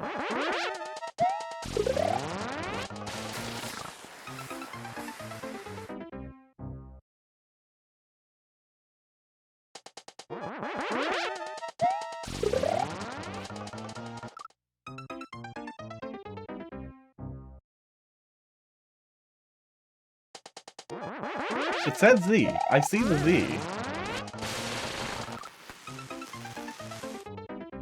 Did we get a little demo at the beginning that I didn't understand? Oh, we get this little bridge into the hole here. Into the fucking duck mouth. Yes. I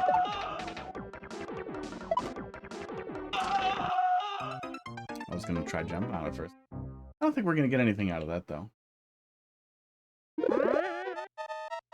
Yeah, I miss better educational stuff. I'll look at those one-dimensional cases. I don't think that's correct. Maybe we're supposed to do weird cape stuff like that?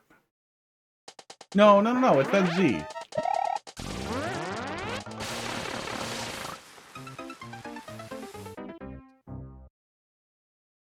Oh, can you pump while Z flying and I'm stupid? No, you can't let off and well, let me try again. Maybe you can and I'm just really dumb. But I don't think we can drop and re-go. Maybe a longer run up there would have been nice. Playtest did you love? Oh, King of Keng. Yeah, I remember that. I thought overall I was positive on. Yeah, I thought overall I was positive on that. I'm sure I had feedback, but I don't remember. And that's not. I play so many levels I can't remember, bro. That's something's wrong with the way I form long-term memories. And if I don't have a pretty good visual reminder or something, I will. It's really tough for me to pull stuff back up. No, we definitely can't pump back up out of spin fly. That is not a thing. Mario 3, you can do that. Kinda. You can keep flying and unflying. It's definitely not just hold right while Z flying either. That's weird. Does hitting the spring refresh the spin fly? Doesn't seem like it does. Found a broken setup. Got oh, was that the one with the ice blocks? That almost works. So now I wonder if I'm supposed to. What in the fuck? How in the fuck did this work?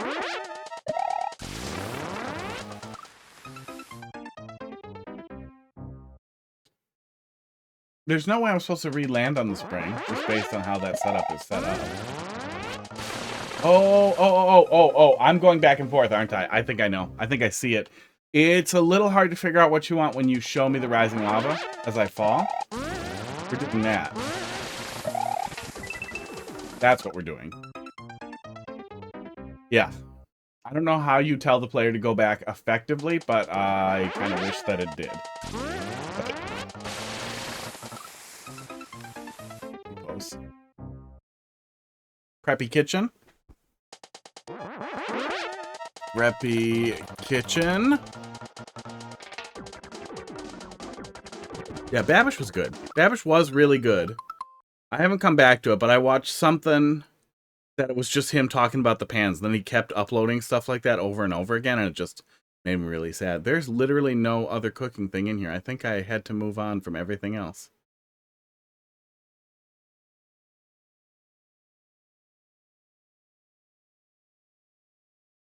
Very sad at you, YouTube cooking people.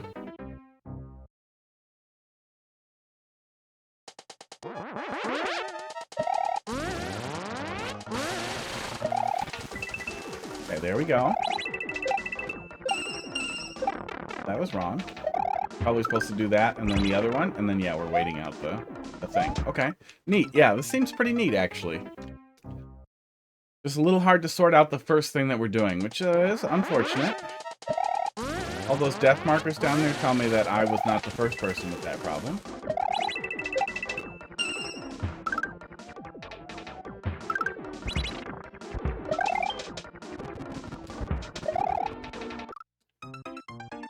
Oh, I'm supposed to come in there with enough speed to refresh the fly there by landing and just jumping. Yeah, and so many people do that, and I understand, like, you know, you want to get that bag or whatever your idiot justification is for being horrible. Like, you know, it's your job, and you want to make money, and you want to make more money, and you feel like you've been doing it for a long time, so you should get more money. But YouTube doesn't scale well, so then the only... Oops, I'm done. The only option you have is to take on sponsorships and promotions and product things, and then it's one of those things where you slip by inches. So it all seems fine, but Linus Tech Tips is a good example. Then you find yourself, you know, 10 years down the road being somebody who's like, ad blocking is actually stealing, and then somehow you're capable of resolving that inside of your head, even though it's obviously wrong and insane.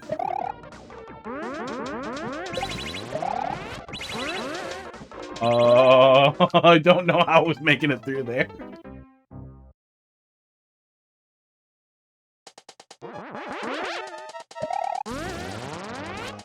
Or the sous vide everything guy.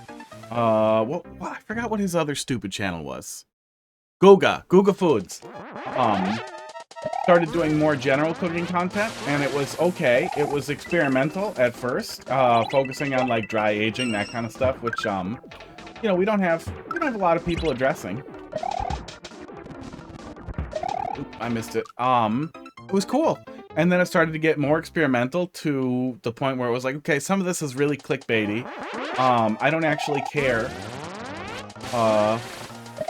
No one really cares about this. You keep doing experiments that are disgusting and that you admit yourself, like, no one should do this and it's horrible. Like, why? What are you still doing then? Stop it. Go do something useful.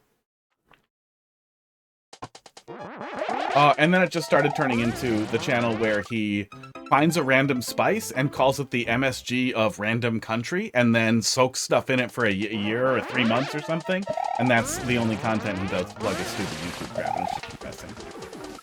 Very depressing.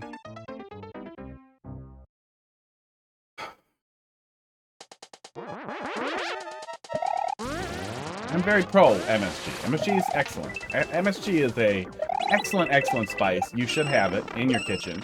If you believe it gives you headaches, you are wrong, and you are racist, or stupid. But you are definitely wrong, and you are either racist or stupid. Probably stupid at that. But maybe racist.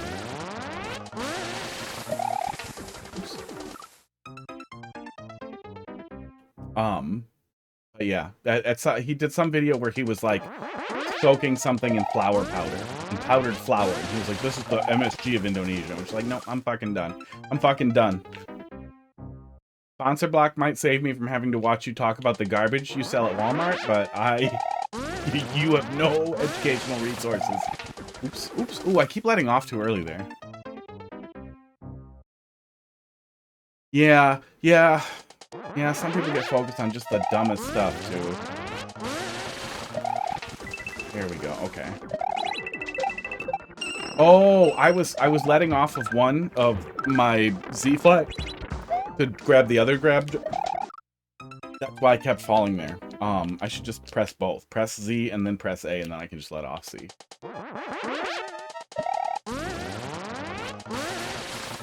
Or just hold Z. Yeah.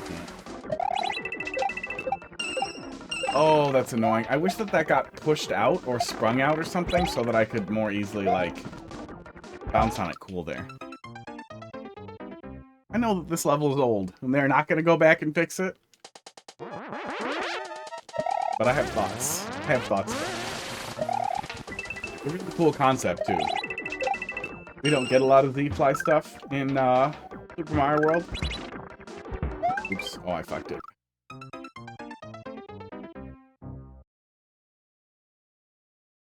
Yeah, some people... There's definitely some things in food that can be extremely unhealthy, or that we don't totally understand, and that can merit wanting to, like, look into it, right? But, the craziness on a lot of food coloring just feels absolutely bonkers and motivated by weird marketing stuff, really. Or RFK Jr.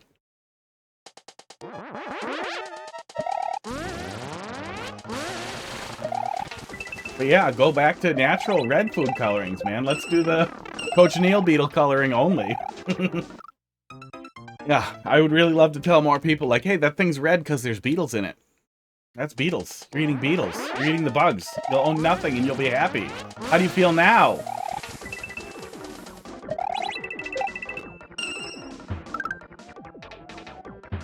Barnstorm, thanks for dropping something else in there. Now I'm invested, so I'm gonna keep playing this for a little bit. Yeah, beet. I use powdered beetroot, powdered beet juice, and spirulina for coloring noodles when I make noodles. Those both work really well. They look really nice. Not mine, no rush. All right. Josh Weissman is usually good. Went downhill in the past year, yeah.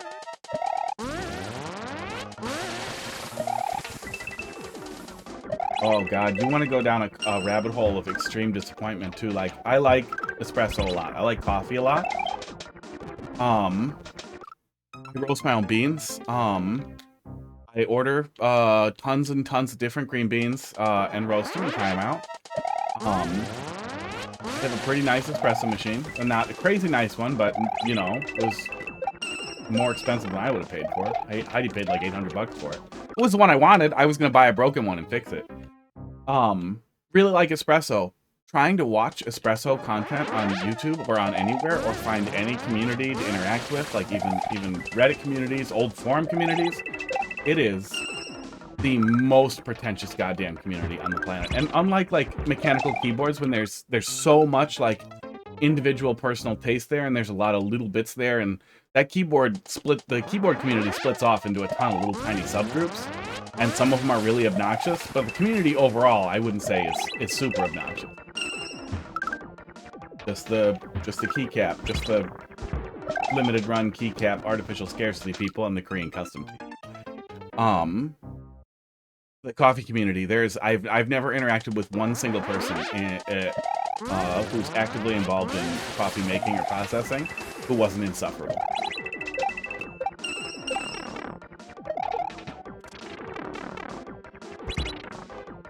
It's a little warm in here, yeah. Heat must have turned back on a little bit. Turn it off. I'm gonna increase the death count here for a sec too. Oh, it didn't turn on. My little heater down by my feet must just be doing the work with my computer. Hang on one sec. Oh, it's hard to get to. Oh, it's hard to get to. Hang on a sec.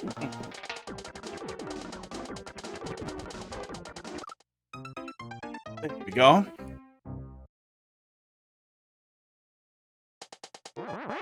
Get my chair back in position here. Oh. Yeah, and I mean, I went way down the path of, like, making my own keyboards. Split, stupid, ergonomic keyboards. That's really nice. Wrist pain went away. In general, huge improvement in quality of life. I type much better. But I'm not constantly telling people, oh my god, you have to get this crazy fucking keyboard that's hard as fuck to program, fuck you. You do you. If that ends up appealing to you, it might solve a lot of problems, it might not.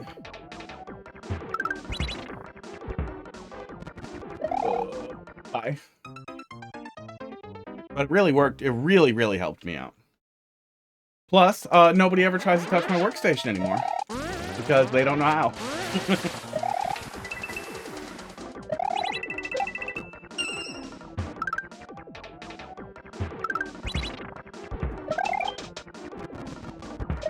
Ooh, okay, you really need to not back up there, too, to get that.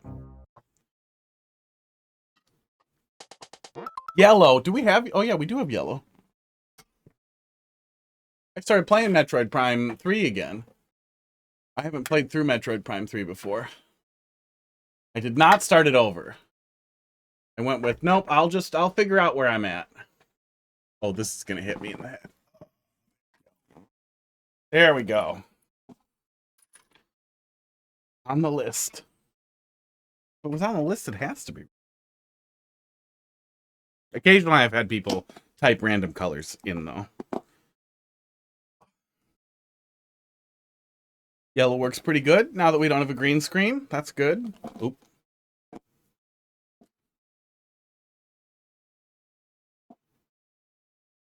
There we go. Stick on with the magnet like you work, like you know what you're doing. Okay.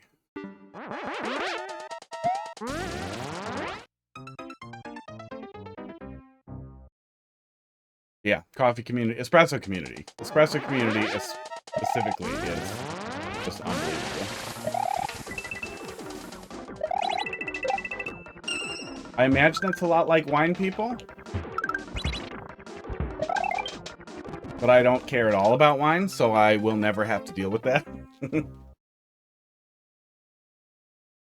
Use wine for cooking. I like Zinfandel and sweet wines for drinking, and that's it for wine for me.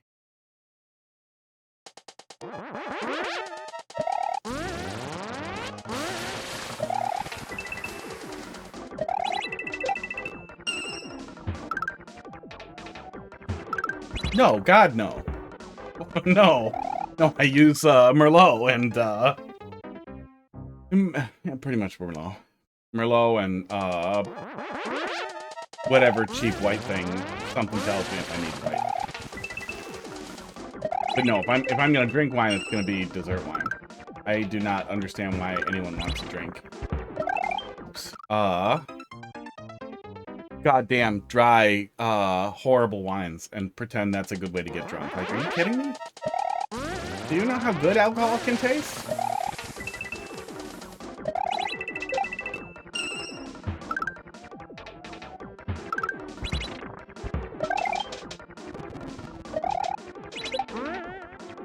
Oh, you really have to hold right in there. Now that expects a lot of precision out of you.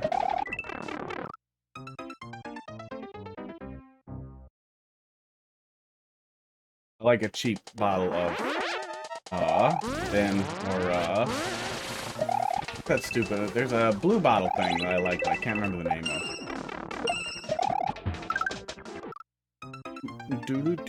Doot. Cat treats from the sky.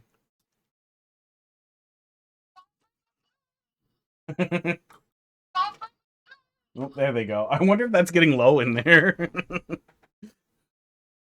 A couple of tries.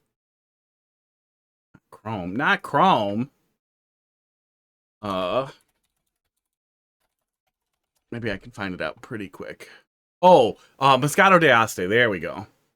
Usually in blue bottles. Very tasty.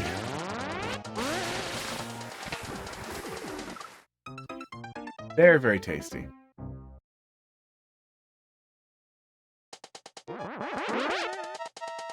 There we go. Metroid, be on camera.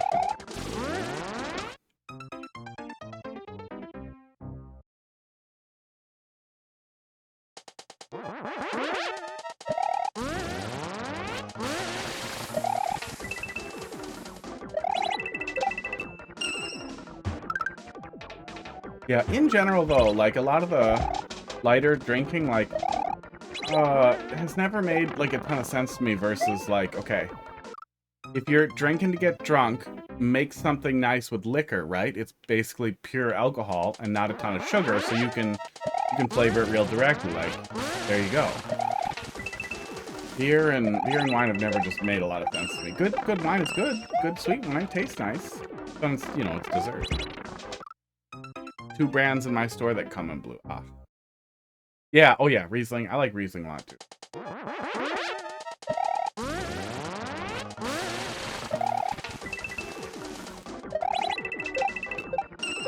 Aww. Yeah. Some of the stuff seems like pointlessly tight, and like we have this shaft here that forces me to go straight up and wait before I start coming down the sides, and then the very next shaft that we go up, the very next like big shaft setup like that, we have to not wait, and we have to immediately be on a direction for it to work. And I kind of wish that was consistent, considering how many other...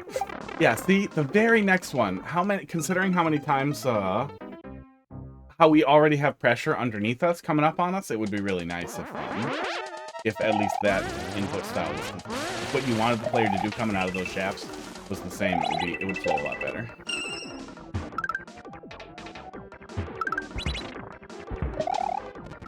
Oof. Some good white noise. You while fixing level. Oh, good.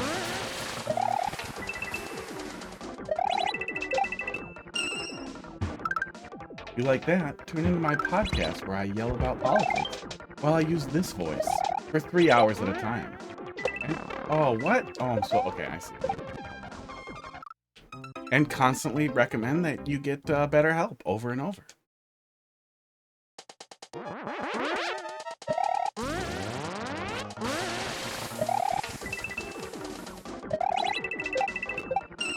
Oh, yeah, and if you don't delay, like, a long time, you fuck it up every time. Feels bad.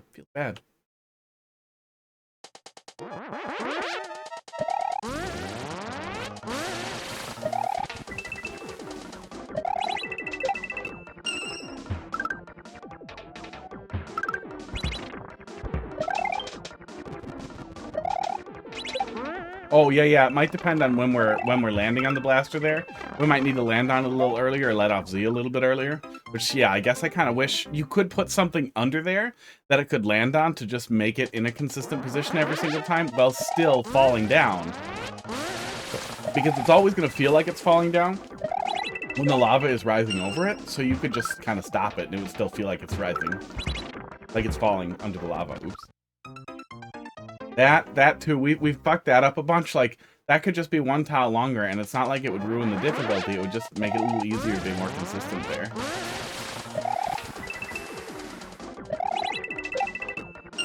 Yeah, this is one of those things that's really, really well executed. Or a really, really good concept that is not really well executed. Oh, God. And then you're trying so hard to stretch that it's hard to pull back in time to get the straight up bounce there, and it's just rough.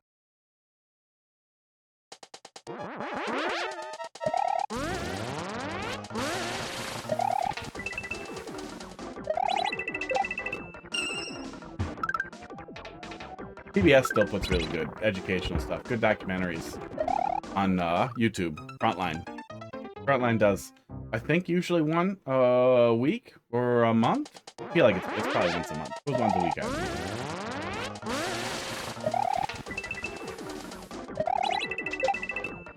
Or at least they did. Frontline is PBS, and I feel like PBS is gonna die pretty soon.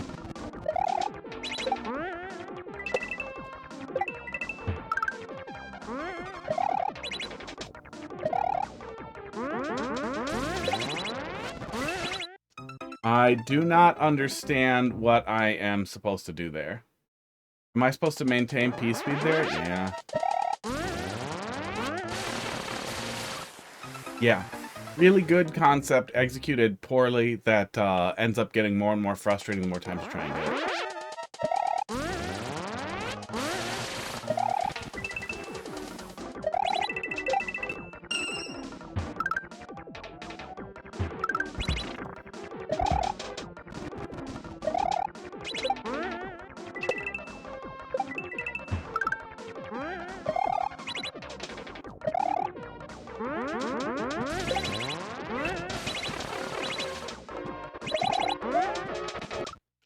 What in the fuck am I supposed to do there? Oh my god.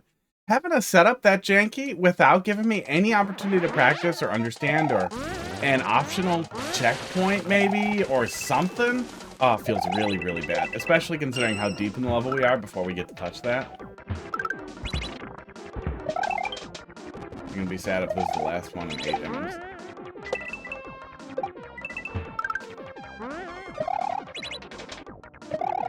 Coupled with the...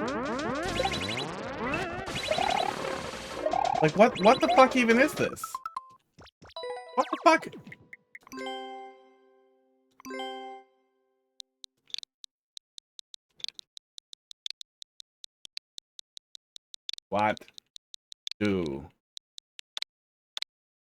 What the fuck even is this? Like, it's super frustrating to have no concept of what you're actually supposed to do there. King Gooney's Lunar Lair.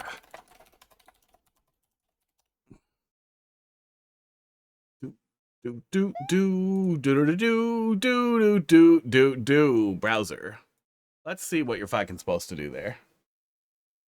I think go right into Z after the dock. Yeah, that's kind of what it looks like, but I also feel like, how the hell am I gonna fly out of a duck? Am I supposed to, do you keep P-speed if you're sliding?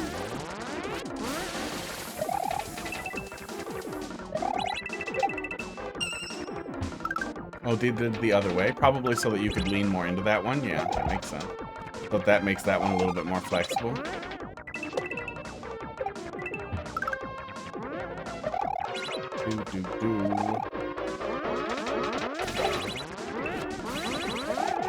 You were supposed to get P-speed in between the springs?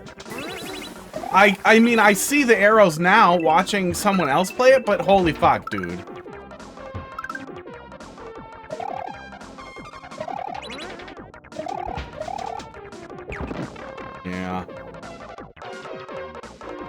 Yeah, I just don't think that's a well-understood mechanic generally. It's not intuitive at all. So I feel like the smart choice here to have made this good is to demonstrate that Z-run thing, especially since that's fucking janky, to generate that, or the spring run in between there.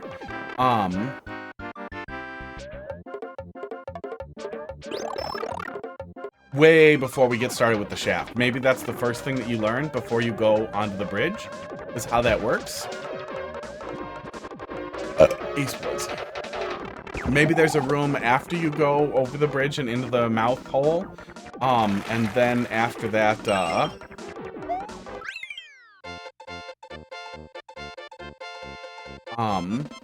then it starts with the shaft, with the lava.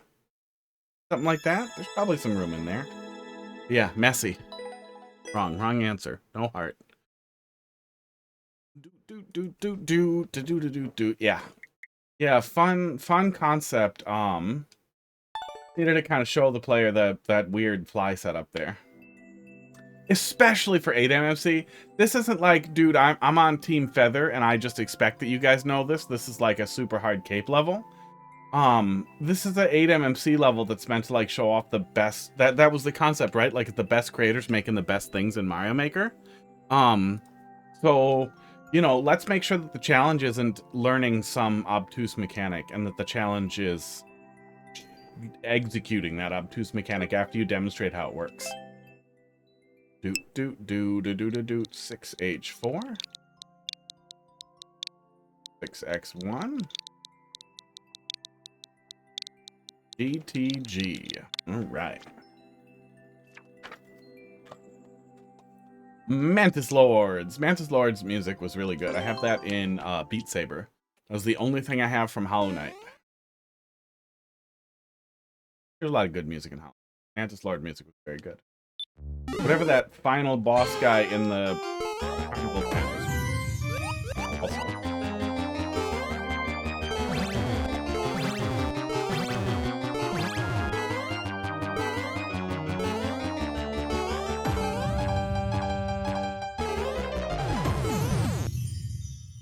Thank God for that vine.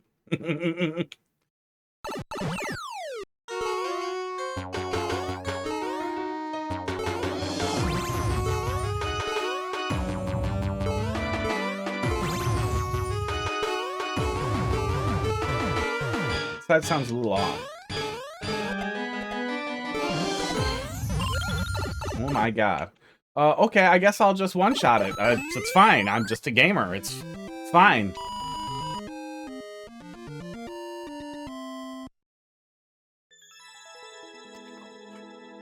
Just do it in one shot. Yeah, second half felt odd there. Take another look here. Importing into OCW again after doing it once should be pretty easy. I think you just log back into the website and do it. Like, just click a button. You don't have to upload a stage again or anything. Is OCW required now to upload for the troll library? It should be. I think it should be. But I would understand if it was not. From an accessibility perspective. You really just need to switch. So if you can upload to one, you can upload to the other.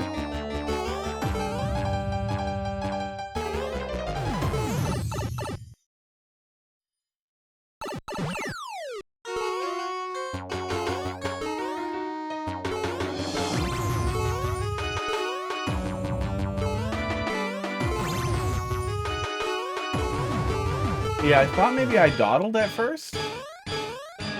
And that was misaligning it, but something on the second side there just feels just a tiny bit out of sequence with the rest of this.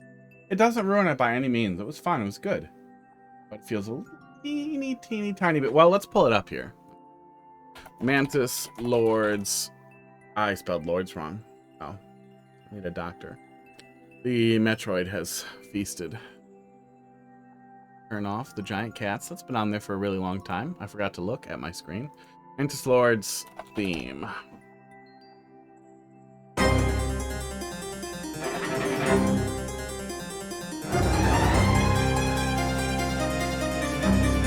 Never deep into the Mario Maker 2 community, and just learned about OCW a few days ago. Yeah, it's you know, it slowed down a lot, but the troll level people, troll community, has really hung on. Hung on for a long time. Yeah. Oh yeah, yeah. You guys get brave audio. Let's see. This is loud. This is loud for you guys.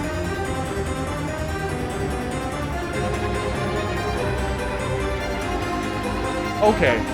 No, I hear it. There's a little bit of almost like an out of phase sound there too with the yeah. Okay. I see where it's coming from.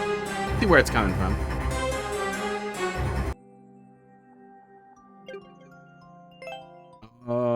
Also a Hornet one. Oh, from that same guy? Is that the guy? Oh, and the music box music that plays when you fight the broken vessel, that was really good too. There it is. I'll just do it. I'll just do it. Right there. Boom. DDM 254 BVF. Oops. Yeah, the broken, what was it? Something vessel. Hollow Knight was good.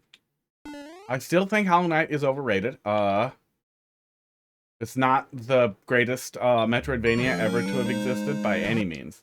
But it's very good. There's a lot of potential. But for so many people, it was their Super Metroid. But unlike Super Metroid, Hollow Knight didn't have to basically invent a genre or refine a genre that barely existed. I know Super Metroid wasn't the first one either. Oops, bye. But Super Metroid was where a lot of what made Metroidvania games Metroidvanias really came together with the concept of a map and interconnection in that way.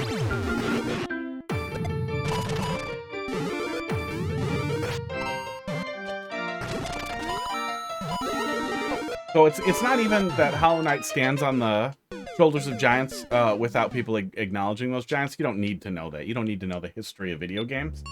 It's more that Hollow Knight could have been better. Oops. It could actually be the real imposing, reinventing giant that many people feel it is just because they haven't played any other Metroidvania games. But we probably wouldn't have modern indies being as popular as they are today without it, especially indie Metroidvanias. Prior to that, we had Meat Boy as the big, the really big, mega pop, ultra popular indie that everybody knew, and we had a lot of indie platformers from it.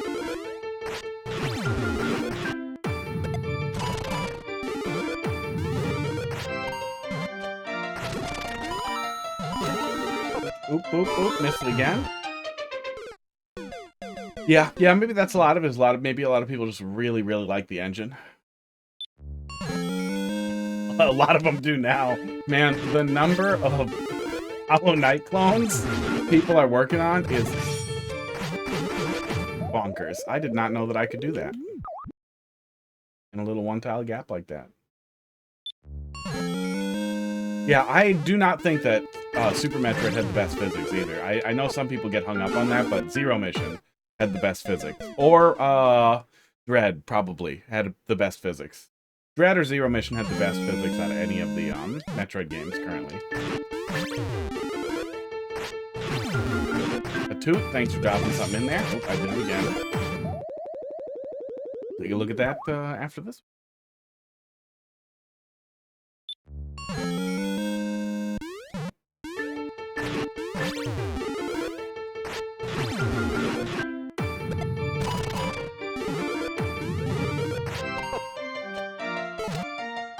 Bye. But like, in the same way that like Dark Souls had a hugely outsized influence on a lot of 3D gaming in general, even well outside of games that you would consider Souls-like. I feel like Hollow Knight still also, like, it wasn't the first thing to do, like, a attack while moving type of relatively fluid combat type of thing.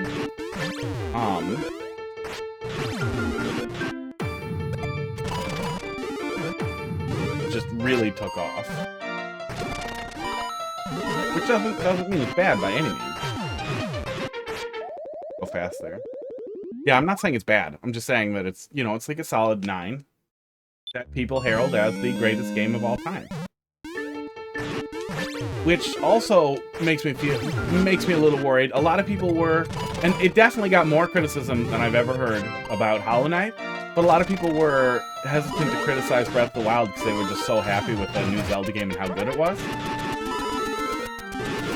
And then people heralding Breath of the Wild as a masterpiece makes me feel like that's a lot of why Tears of the Kingdom didn't land the same way for people. Like, Breath of the Wild absolutely was a masterpiece, and I loved it.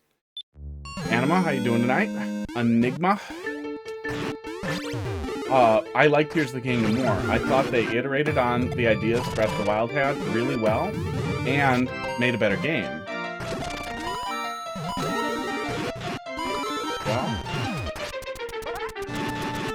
Well, I also worry that people are going to be really stupid about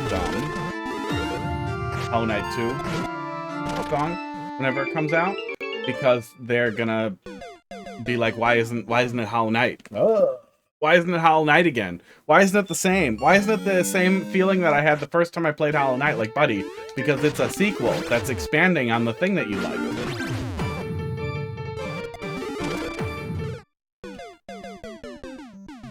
Yeah, I mean, that would be one way to preserve their legacy, is to go the Half-Life route with it and be like, we can never live up to ourselves.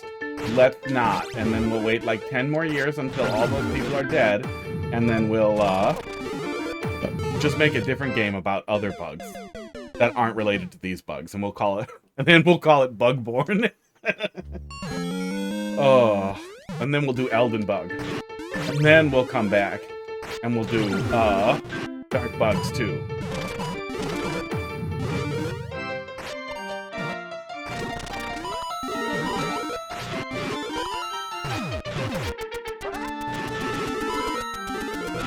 Did not think I was going to catch back up. That hit me, though. Uh-oh, uh-oh, uh-oh. Damn it.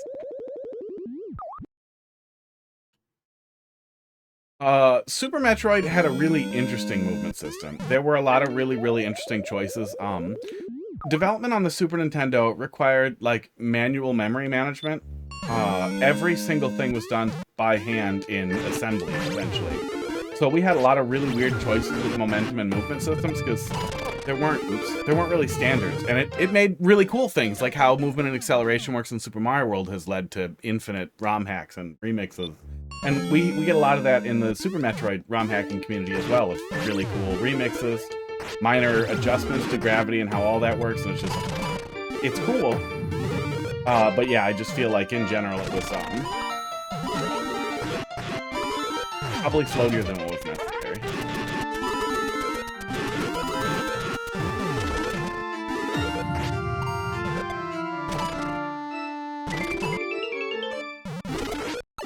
I feel like we saw much better movement systems in future games. That doesn't mean floaty's necessarily bad in all cases either. Oops. Well.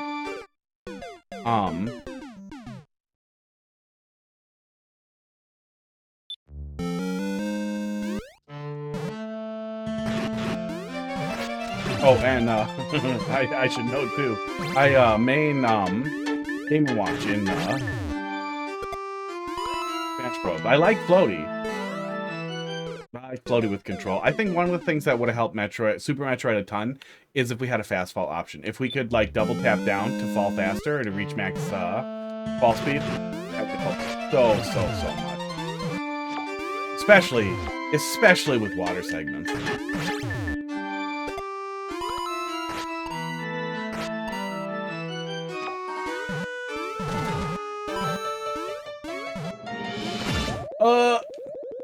Kitsune, how you doing tonight?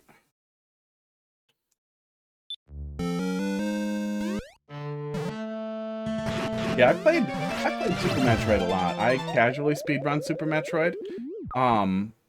Yeah, wall jumping is needlessly tight in Super Metroid. I can do it. I can definitely get it. Heidi liked the physics in it and was like, "Oh, let me try that." And it took her forever to get one wall jump. She's like, "Why is it like that?"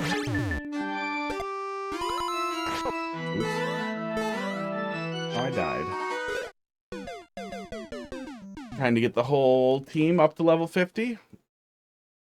Whole team of Pokemans. Yeah. Yeah, it just needed to fire off earlier. You can use the actual visuals as an indicator, but that's annoying too.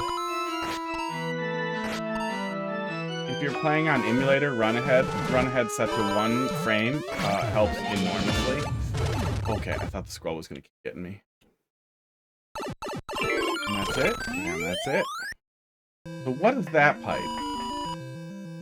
Oh, is there a faster path if you don't touch the checkpoint, maybe?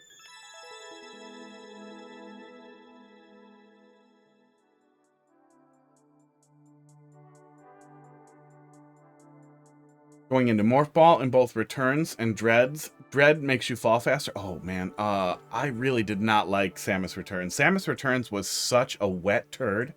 I know that's a bit of a hot take. But giving the player reveal secret blocks as like the first power up is I mean, they literally could have stuck a dick in my 3DS and pissed in my face, and I would have been less angry. If my 3DS pissed directly into my face with some weird hard dick that came out of it, I would have been less mad than, by the way, push button to reveal secrets. Like, are you fucking kidding me? That's not fucking Metroid.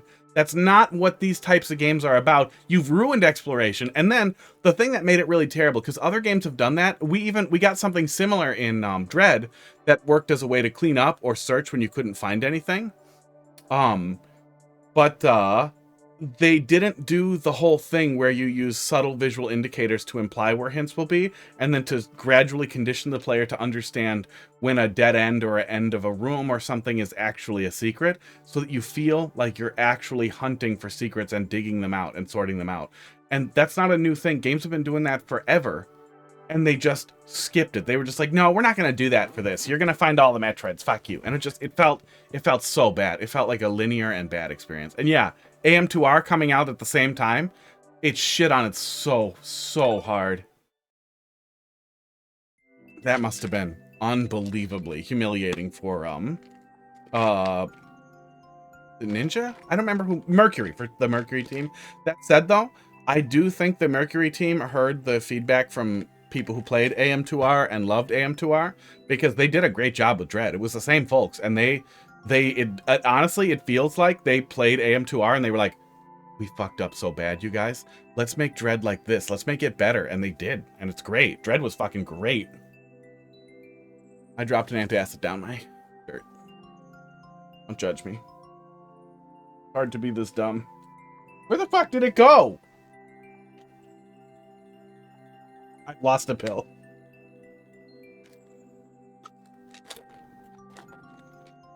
Yeah, I played back through Samus Returns after I played Dread, because I thought, oh, I must have been wrong. I must have been just grumpy and pissy, but no, it's terrible. It's terrible. It's a terrible game.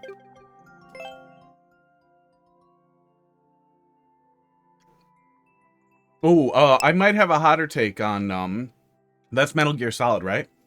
Every single Metal Gear Solid game is stupid and campy without being good at it. Like, there are lots of games that are stupid and campy and are funny or fun about it. No More Heroes. I didn't play the third one yet, but the first two I thought were funny and campy and kind of shitty, but in a funny way. Metal Gear Solid takes itself too seriously while being unbelievably stupid. What's that guy's name? That guy who everybody wants to give him every blowjob on earth for being such a great lore writer. Who works on those games? He's a turd. He's a turd. You can feel it in Death Stranding too. He's always a turd. I'm sorry. Why is America 200 miles wide or 140 miles wide? Because I can run across it in like 10 minutes. Are you kidding me? Yeah, Kojima.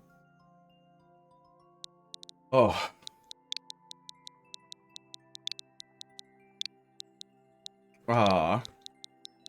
There's got to be a word for that.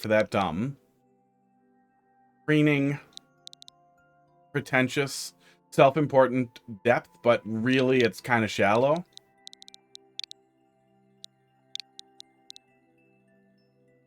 It's the same way that people get super into the lore in like the Dark Souls games. They're like, oh my god, all the lore about like the sad dog and look blah blah blah. And it's like, okay, no, I get it. I get why getting these little tiny tidbits in the items is fun. I thought they did a great job with it in Elden Ring. But in a lot of them, it just is getting off on its own obtuse, like, presentation. Like, that's kind of the whole thing, is it's more of an afterthought, and they got better at it. They hired a dickhead who I hate, but it really helped in Elden Ring. Elden Ring, I think, did a really good job of kind of meeting in the middle of pointlessly obtuse and a sort of surreal post-apocalyptic world that's falling apart at the seams, so there just aren't that many books left to read to learn what's really happening here. That really met in the middle. I think Bloodborne did a really great job with that too, although the endings did not. The bad ending was okay. The real ending of "Would you still love me if I was a slug?" could have used a little bit more contextualization. King of Keng. Yeah, and the way people behaved about Kojima's writing always made me. Here it is, and then a fish, yeah. Speak of the devil.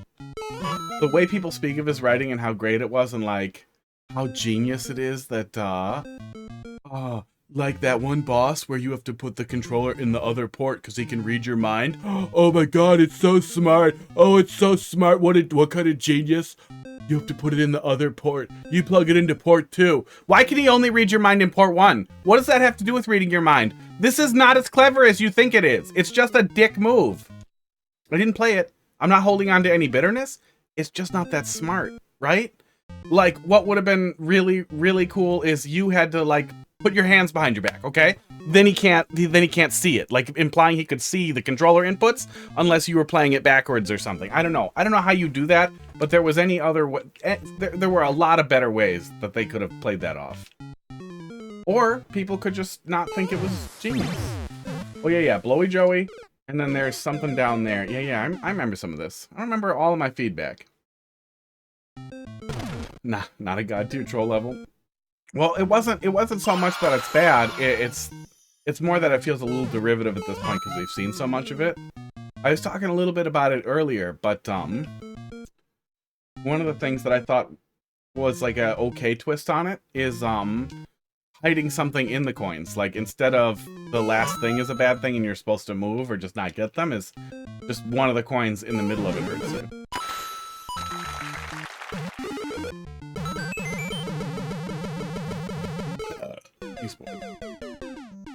I feel like we've seen a lot of that too, but I think that's a good idea of the iteration of moving on from it. Oh, and I should stress too, I do not think No More Heroes is well written. I gotta open my door a little bit here. It's continuing to get warmer and I'm getting all hot and bothered.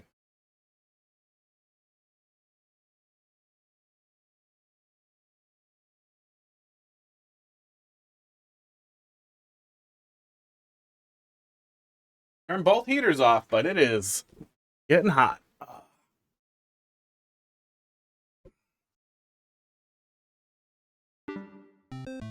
Yeah, I tried to get into Death Stranding, and man, it just... Oh, I like some of the actors they involved in it. It just seems so pretentious. There we go.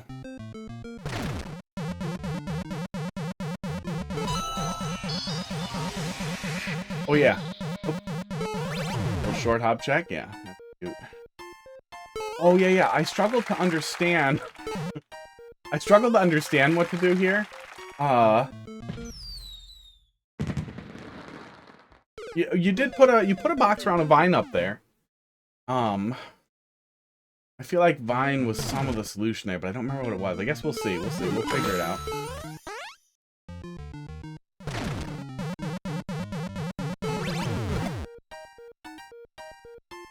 But the point I was getting at is that No More Heroes did not take itself seriously and made a joke about what they were getting into, whereas the Metal Gear Solid games felt like the same type of storytelling that took itself completely serious. I think it's just jump in there and pull left. Okay, that time I jumped again, and then we see the vine starting to come down, which I feel like is probably the second thing the player's gonna do. This is also what I was talking about a little bit earlier, too, is that if it's relatively recent, I may not be able to have as objective a feedback, because I'm going to remember some people. Esports. This is wrong, isn't it? Although we can go through there. Well, you really want me to look at that line?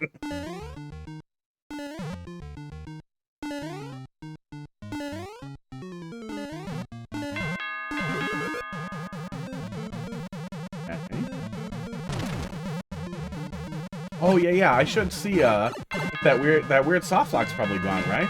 What was going on with that soft lock on the right hand side here? Because yeah, I don't remember if you explained that in the reply. I read it, I just can't remember for shit. But I don't remember if there was an explanation for what was going on with the soft lock in that next room. That seemed like it had to just be an accidental leftover though.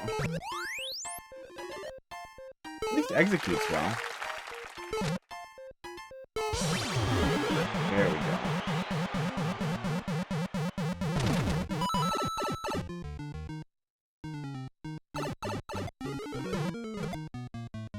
Okay. We can't go in there now. It was a minor oversight. I added as part of a troll and didn't think the player jumping into it. Okay. Yeah, it made me think like, well, there must be some interaction here I don't understand. I should go up there and check. Now I can't get in there. It's good. Oh, yeah. I had some confusion about the setup here, too. Oh, okay. Yeah, you show the blue pipe with the fire coming out. I bet that helps. It's hard because I know now, so it's hard to be fresh. But I do bet that helps the player understand. Fire comes out. Then pow. Then go down there. And we're trapped in here, and death is the only option. And you said wrong pipe. Redder? Red. Order. Order. That took a fucking sec. Order. Order. The long exposition dumps often felt meaningless or shallow. Things that I felt like needed to be explained. Like, okay, were we giants? You feel free to spoil it. I might get back to it one day, but I don't know. It hasn't called to me. I just don't want to drink Monster that bad and have I really can't stand fucking advertisements. I really hate in-game advertising. Yeah, just fuck that. But, were we giants? Were we supposed to be gigantic humans and maybe they were tiny humans? That was going to be like the twist later? Because it was America, right? But we would literally run across 4 states in like 20 minutes. Oh, God. And the combat setup. The combat wasn't even bad, but the fact that it took like 6 hours to get to show me that combat existed was depressing. And honestly, I might have liked it more if they showed me the combat earlier. I don't feel like a game absolutely must have combat to be good. It just felt like, how did it take you this long to show me this stuff? Like, there are lots of ways to incentivize me to do stealth and be careful that I'm pretty sure Kojima knows how to do because he makes stealth games without hiding combat for 6 hours. Was that a thing in the Metal Gear Solid games? Did the Metal Gear Solid games not tell you about combat for a long time? The only Metal Gear Solid game I played was a little bit of the first PS1 one and the NES one. That hard to read order is truly a beautiful outcome of not having any space. Yeah, I mean, you did what you could.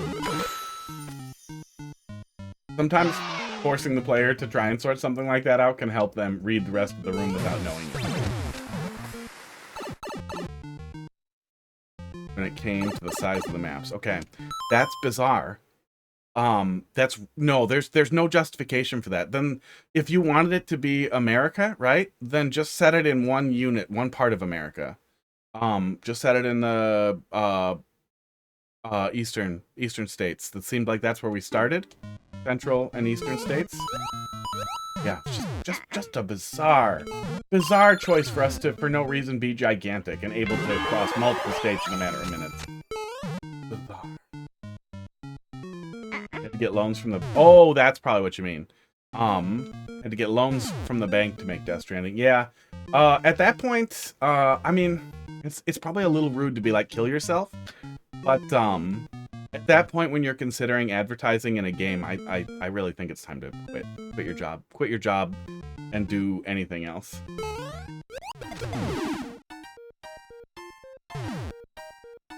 We also have a large... Okay.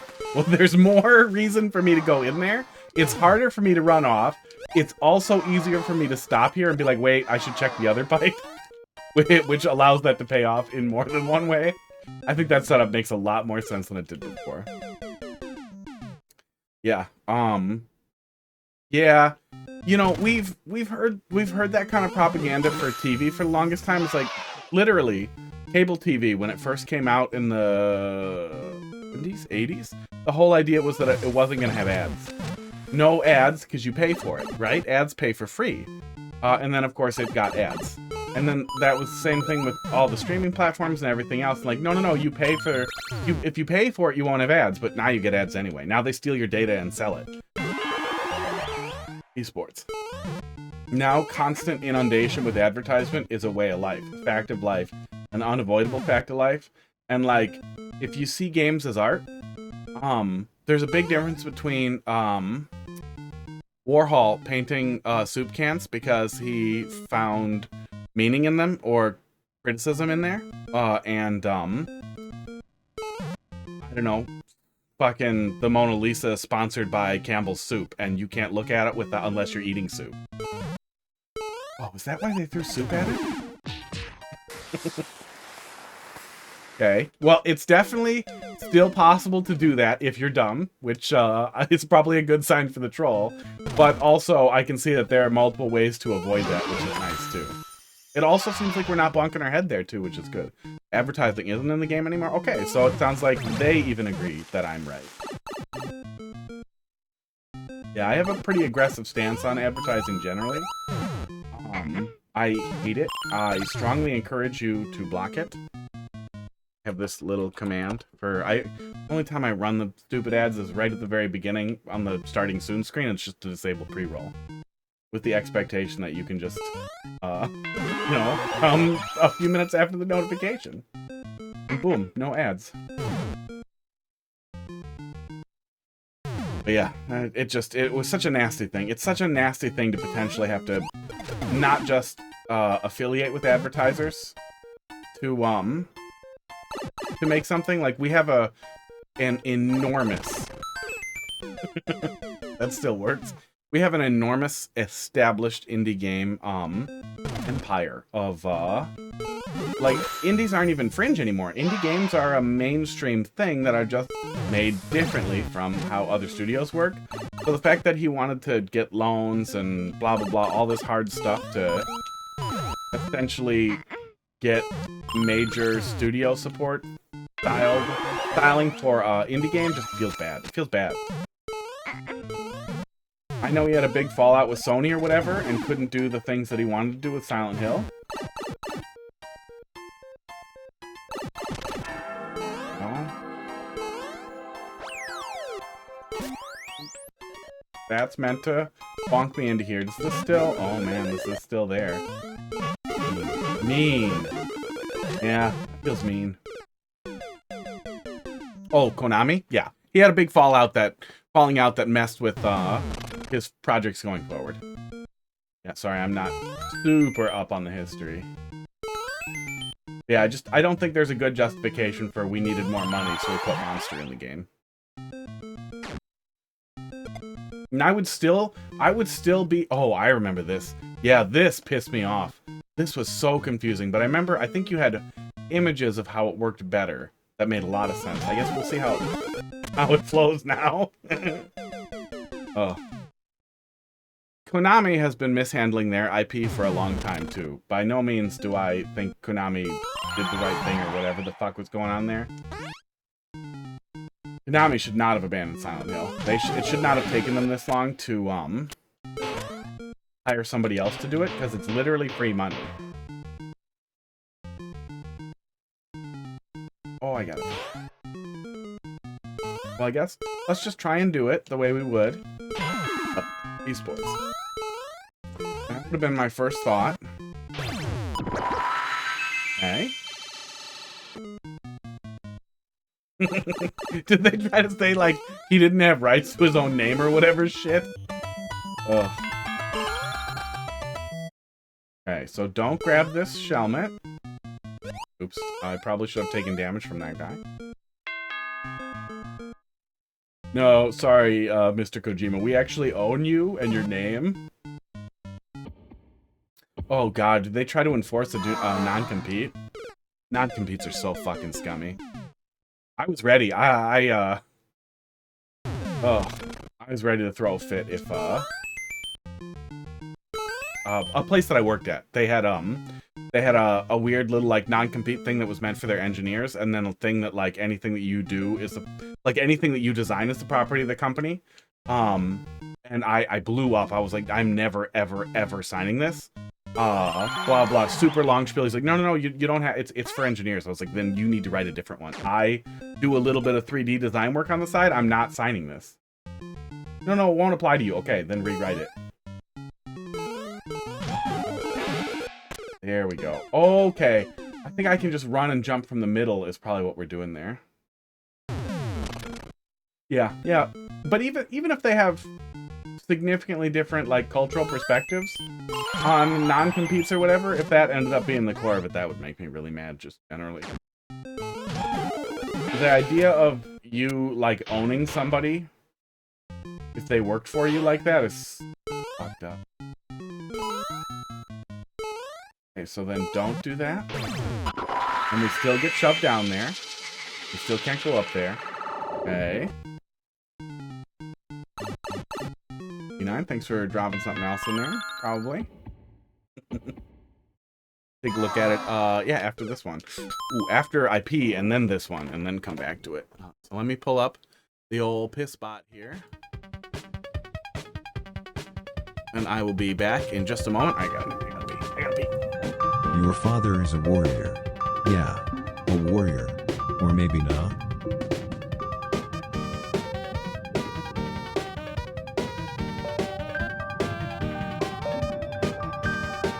Working as a waiter can often be like getting crucified. Same as it ever was.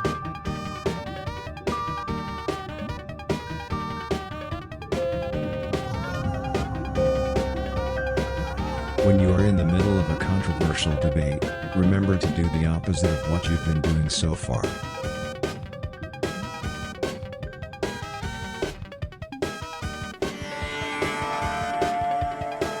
Consider how magician is basically just another word for self-sufficient journalist.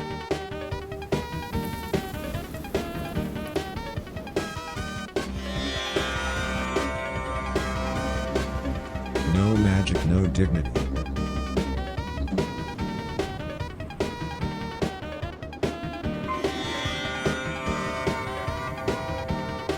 Keep reading and meditate on this ancient religious proverb, get conquered.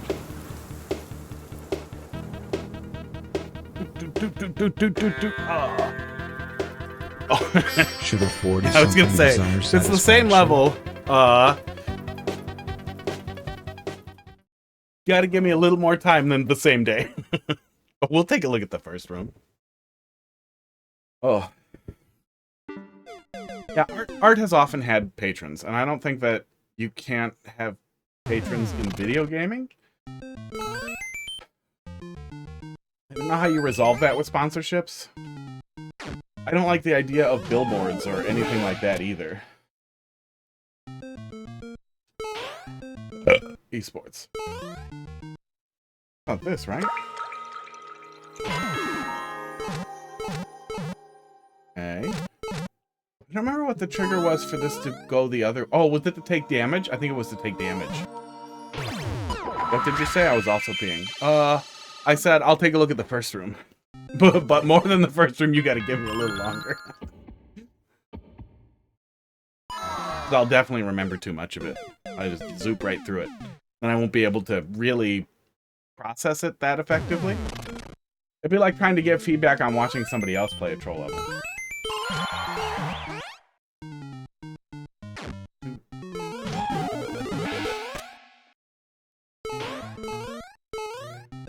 Bank loans, crowdfunding, right? That's what they did for the Castlevania guy rebooting Castlevania under a different name. Oh yeah, we can go back. Okay. Yeah, okay. Well, that's at least enough of a hint for me to take damage. Yeah, it's hard for me to see what I should do next here, but that's enough of a hint for me to want to take damage.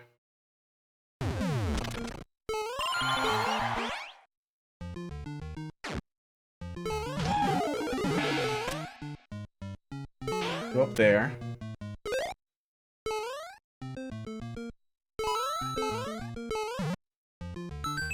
Oh, you literally told me down the red pipe. Oh my god, yeah. Yeah. It's pressure. So I'm more likely to be like, oh yeah, I've seen that. I've seen that before. And then to not think. You literally told me down the red pipe to not wear the helmet.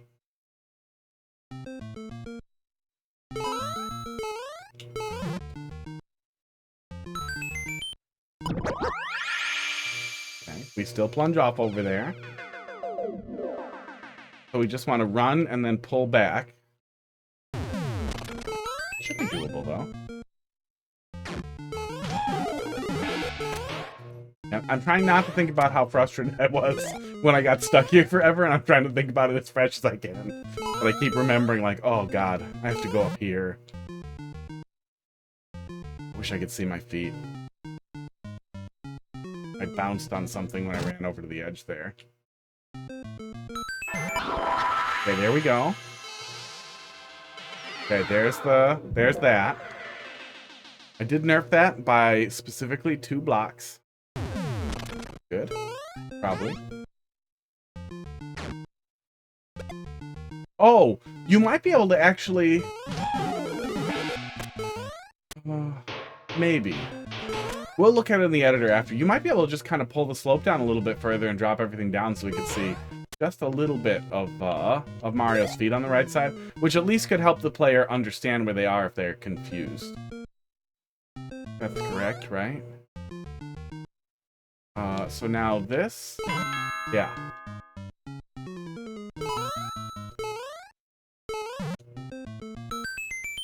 Oh, is the 1-up a little sound indicator there? I think the 1-up is supposed to be the indicator, huh?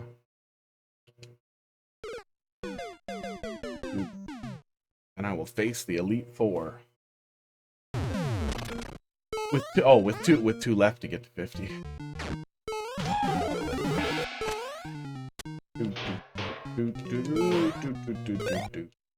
Man, it would be kind of nice if the Elite Four were ever challenged in a Pokemon game. That's probably something you get out of a Nuzlocke, right? Yeah, there we go. Okay. Okay, the 1-up gives us a nice indicator for what to do there. I like that. No. Oops, I went back in. Now you'll show me that upper area. Yeah, there we go. I see the arrow for a sec. And we can check it again, too. But maybe a sound effect on the arrow, if you can do that. Is it possible to trigger a sound effect over there? Like, maybe by hitting and blowing up a block or something? I don't know. You can keep going in and out. So you can see it over and over. Oh! I have a thought. On this screen... yeah, you can't pause during the transition. Annoying. Yep, that. You can't pause during the door transitions. That is so weird, especially since you can move during them. Esports. My thought here is... where is my scribbling tool? Right where it is on the other side. I think it's right here. Draw a dotted line block and put an arrow there. It's going to confuse the hell out of the player. And they're going to look over there after they look at the no. They're going to stare at the other side. I think that's the spot, right? And then they're going to see the hint. But put it right where the hint is when the camera loads in. So the player's looking there when they go back and they see the arrow. I think that'd be a great way to make sure you shift the player's eyes there. But that said, I don't think it's absolutely necessary unless you watch some other people play through it and they miss the hint. I think there's enough there to see, no, we can grab onto a vine there and there's a pipe up there. And we're not limited to only doing this once. We can go back in here and be like, wait, what am I supposed to do? And then you'll see the arrow. So I don't think it's absolutely necessary, but if you do see anybody getting very stuck, I think that would be potentially a way to make sure they see it.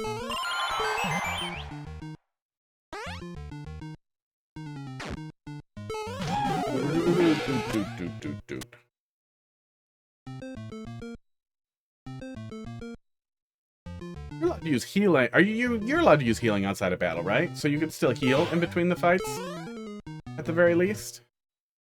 Or are there rules on like how you acquire or use healing? Can you not stock up at stores? Is it found items only? Oh, I forgot to drop this. I haven't seen anyone miss the hint. Just the vine. I missed a lot. I missed a lot in that room the first time.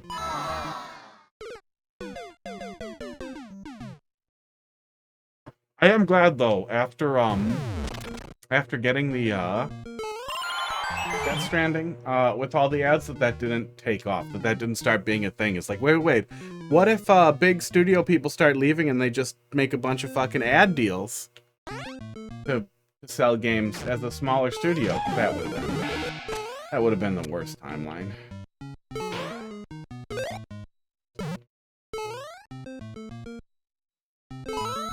Okay, fine. Hold up and off, up and off.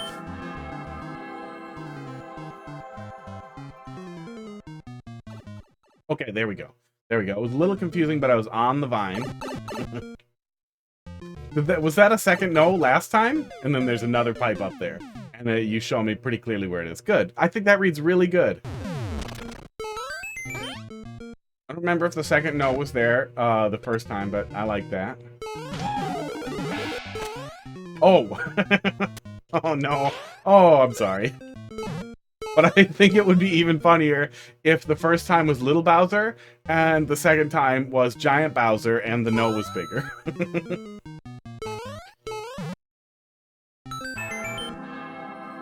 Okay, I'm probably at the top now. There we go, okay. Yeah, I was able to sort out what was happening up there pretty easily. Yeah, I remember some of that room, so it's harder to feel that out. This isn't a soft lock though, right? What if I go in there?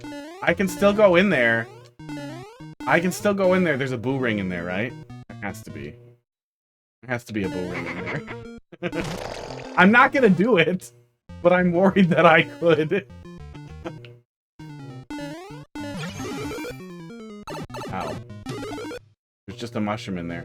I think I could, unless there's a boo ring and a block up there.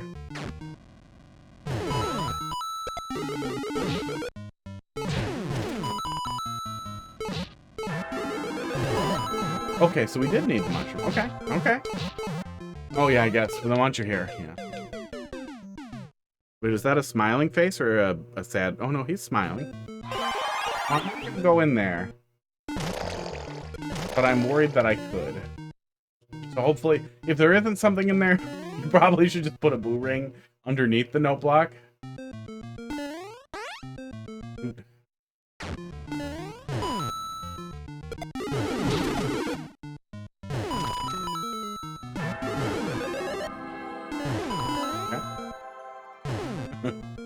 Oh, this time I probably do want to take damage, huh? There's a Podobo in there? Okay, great. That'll also work. That's probably cleaner.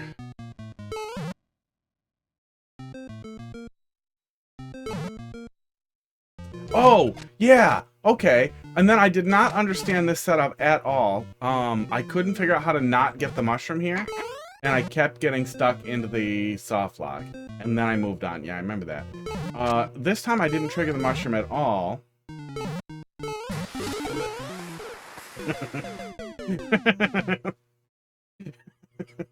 I wanted to go look at the anti-soft lock. Oh.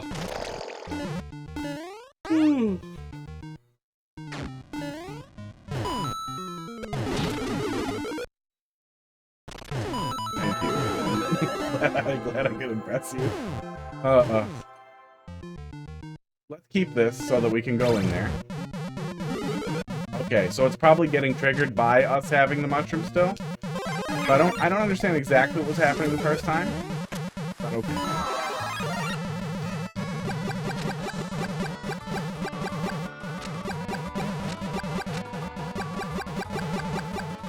Yeah, I can't believe you intended for the player to just take damage and those were just there. Because this with the fire flower is kind of a tough, interesting little thing here. But if you don't burn either one of those, then you have just a disaster. Whereas this kind of feels like, you know, you can do it that way, or you can make it a little easier. There we go. That's right in the right in the slit in between. Right in the slit. Horrible sentence. That's a horrible, horrible sentence. Right in the pocket in between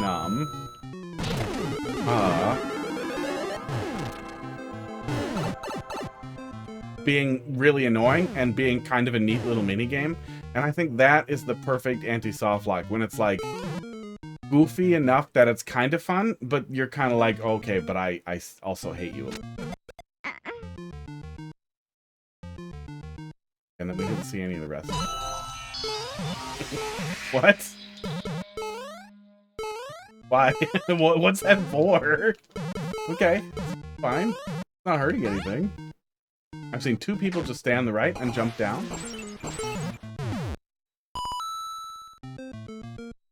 Oh, stay on the right and, like, jump down to take damage. There's a lot more on the right that it feels like there's no way this is fake. Yeah.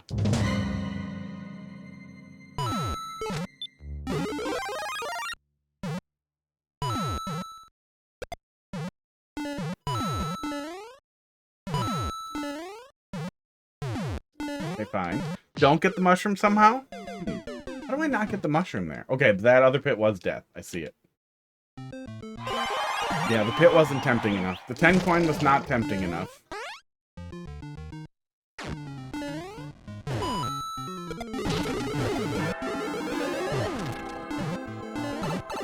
Sports. Esports. Oh.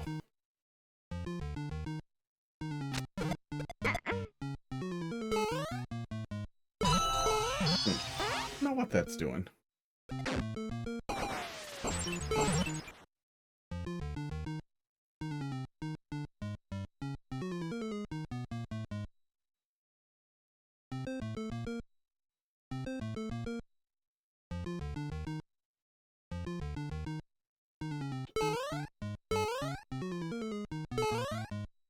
Can't go up there? Wait. Can I go up there?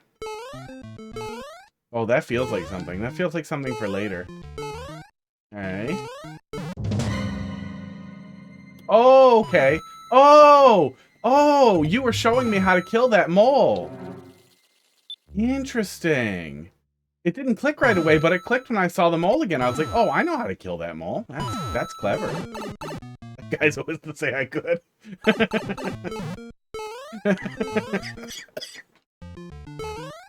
That's pretty funny.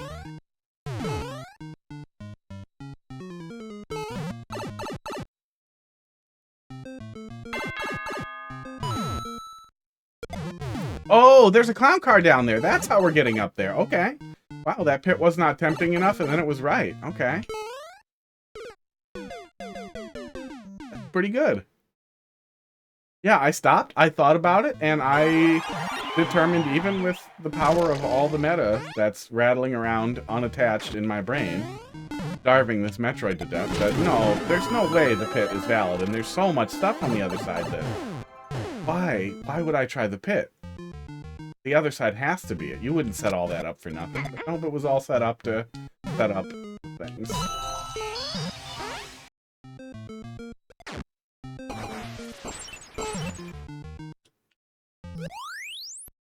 Oop, missed it. I missed the boat. I bet if I just literally stay there, I'll fall right into it.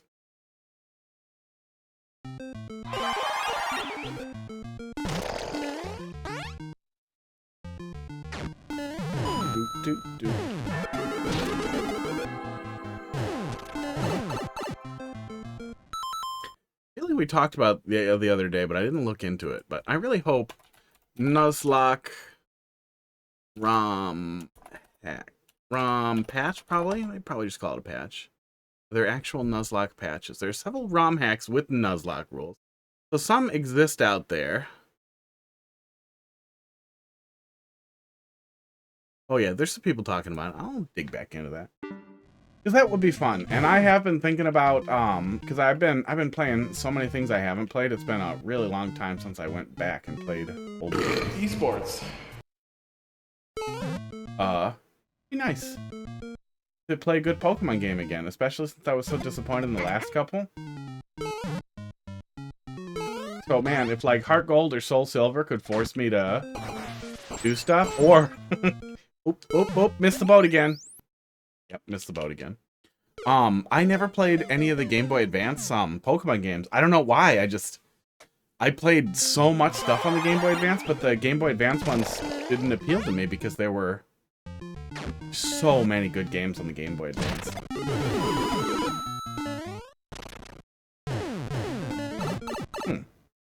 What's that vine for then? Mega Man Battle Network, Mega Man Zero, all the Mario games. Yeah, we had so many good things on the Game Boy Advance. Was it would lead you to the spike? Okay. There we go. Caught the boat. Realized the games came out before the cartoon. Which games? The Pokemon games?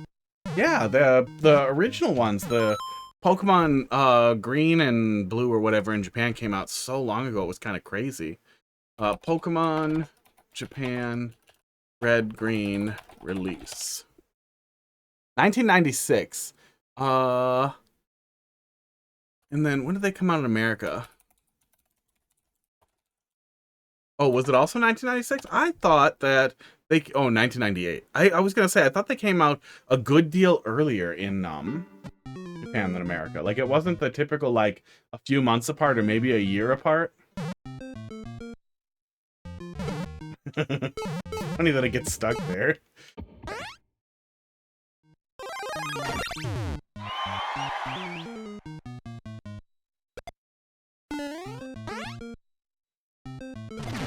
Okay. You are showing me that CP1 will exist? Yeah, okay. Here's how I die. Okay. That is a powerful conditioning tool that I hope has a purpose other than making me sad. What was that?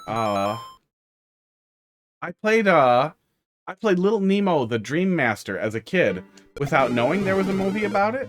And then played the movie later and then was like, wow, that's crazy. That's a totally different thing. Like the game was legitimately great. And the movie was good for what it was. Fine. I don't know if it would hold up today. But it was fine at the time. But yeah, back in the day, you could have two very, very separate things like that and have them be really good. Have them both be good. Although I don't feel like Pokemon was that good.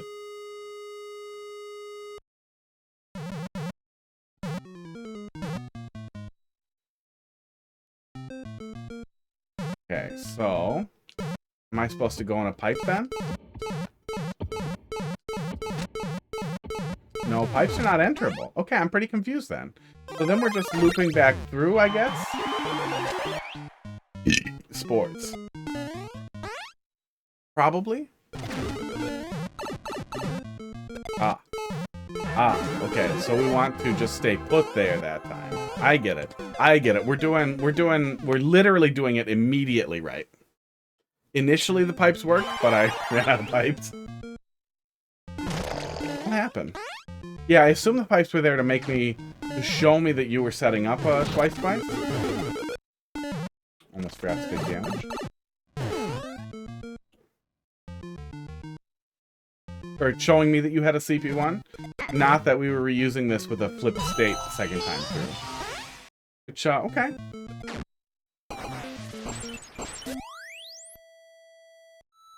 Unusual, but it's not inherently bad. A little confusing at first. Because I assumed I was just supposed to die here and do something different. But no, we're supposed to survive and make our way through here. I think some of that's because I was confused about those two blocks here the first time through. Couldn't figure out what they were for. So I thought that there was just this room being weird. So this time, keep the mushroom, probably? And go the other way. Okay. Okay.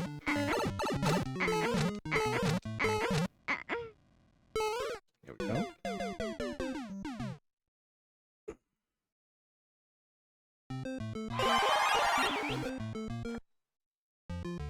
Those antacids, the chewable antacids, work really nice. But they make my teeth feel like they've got, like, so much crap on them. I can feel it when I talk and eat. I'm happy that we have antacids that don't taste like shit now.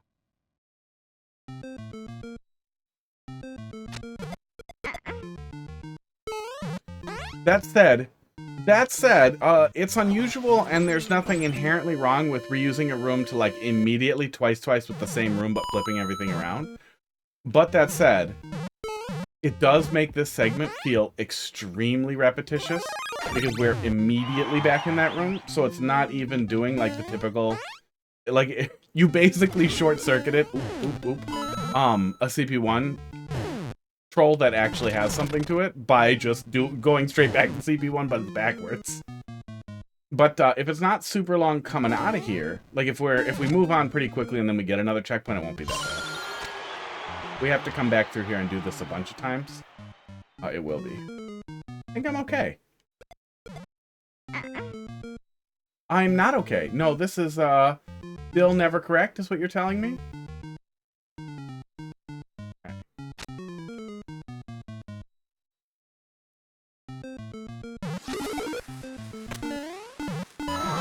I did want to make it longer, but I ran out of sprites.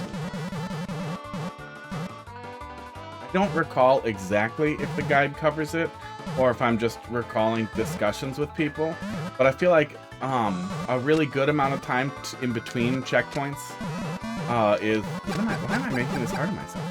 Is 30 to 60 seconds. If you're doing all the trolls correctly and straight through. Not the fastest you possibly can, but at an average normal pace that a normal person would take. And that tends to be a pretty good target that works relatively universally to make sure that players don't end up spending 30 to 40 minutes in between checkpoints. For me, I end up feeling like 20 minutes is almost the maximum of what's tolerable. Like the upper maximum of like, okay, it's been a while. And there's ways you can split that up when you need more stuff, or when you want it to be longer or you have more you're doing with it. That's knowledge checkpoints. We started with a knowledge checkpoint and we get right into it. It wasn't like a long detour to get to the knowledge checkpoint, which is good. I fear we're going to do that again, but also there's no reason to fit so many things in the level that you start running out of materials too. You can just be done at some point.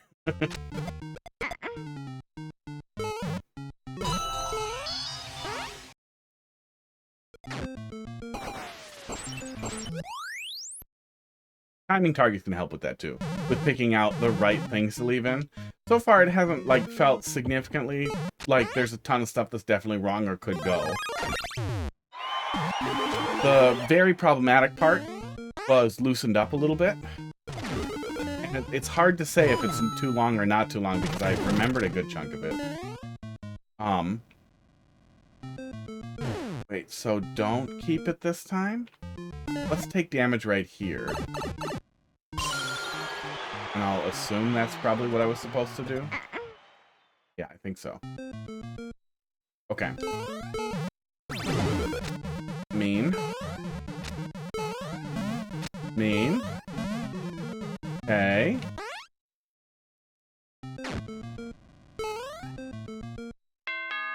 Oh, this is just the same death hole from before? Okay. Crackers is pretty knocked out, and he is doing the thing, so you can see his little belly. Don't make me wait out a P-switch. What are you doing?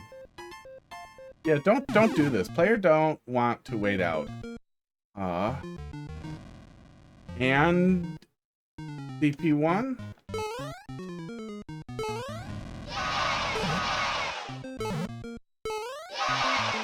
I thought we were at CP1, aren't we?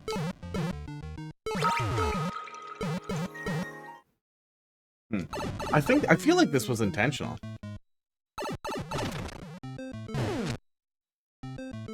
No, we were not at CP1. We were at CP2.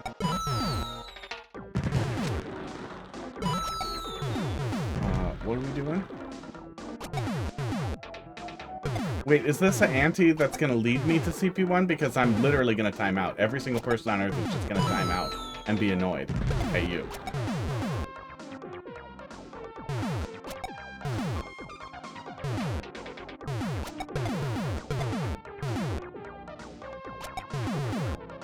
Yeah, the whole purpose of this ante is to lead me to checkpoint 1? Why would I ever do that?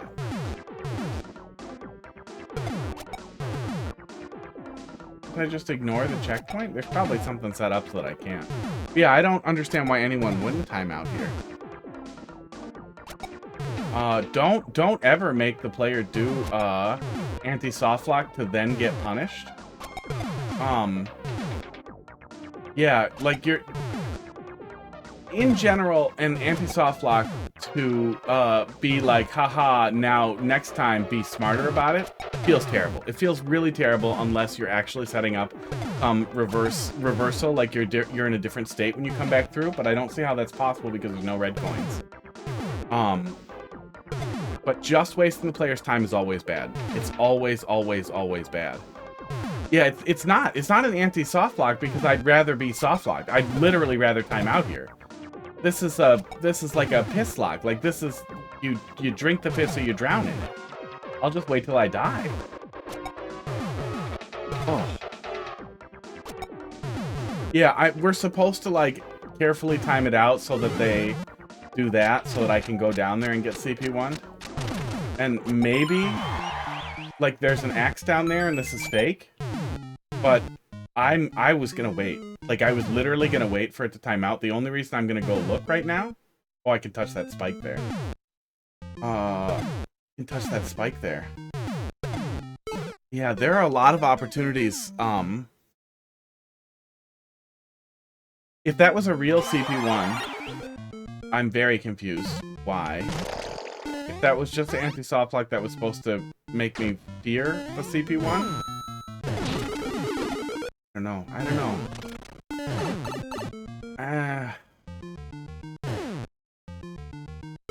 Maybe we couldn't have gotten soft locked. Maybe we couldn't have gotten CP1 there at all. So the whole thing was just to make a anti-soft lock that looked like it was going to be a CP1, and then you would see it wasn't once you got down there.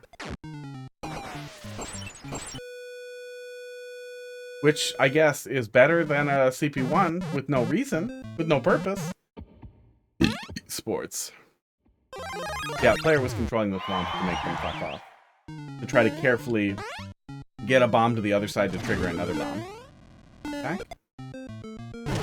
But it was also one of those things that was janky enough that I was just wiggling randomly until it worked. Because it seemed like that's what was going to work. And it was going to pay off. Okay, do this. The way that I fell in there felt so required and necessary that I was strongly suspecting that it was going to be a, Am I just supposed to rush the pipe? Nope, I can't rush the pipe.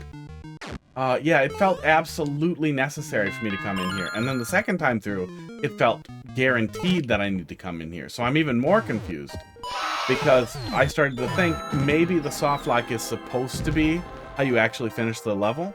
Which is even worse because I would have, like if I was just approaching this blind, I probably would have just timed out there. This is my first time in the level. And the second time through here, I'm assuming the setup's a little less dumb than that. But then why the hell was I able to touch that spike that killed me? Yeah, if you want to finish strong with a big like, haha, gotcha, actually that was the last thing in the level. Okay. That could work if it was. Yeah, it's hard to see that clean after being annoyed. That could work as a funny way to be like, haha, actually it's over, but then I should not be able to die here at all. And ideally it should be easy enough that it's really hard to want to give up.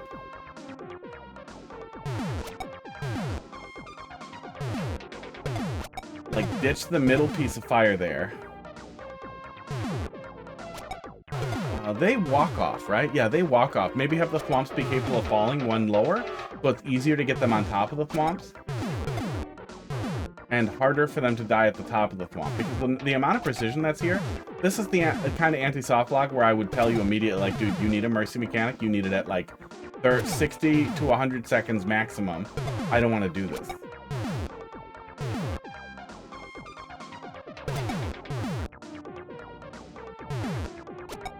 Even if it is the actual solution, it's still really annoying.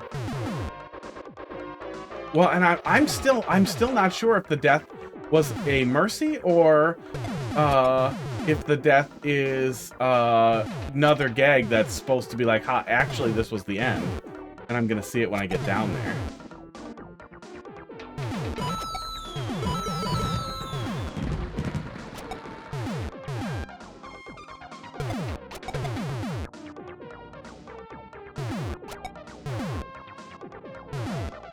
But yeah, every single one of these is extremely precise, so it's very annoying to actually try to do it. It's less annoying to be a fucking cheese ball and just let them keep triggering and hope it works.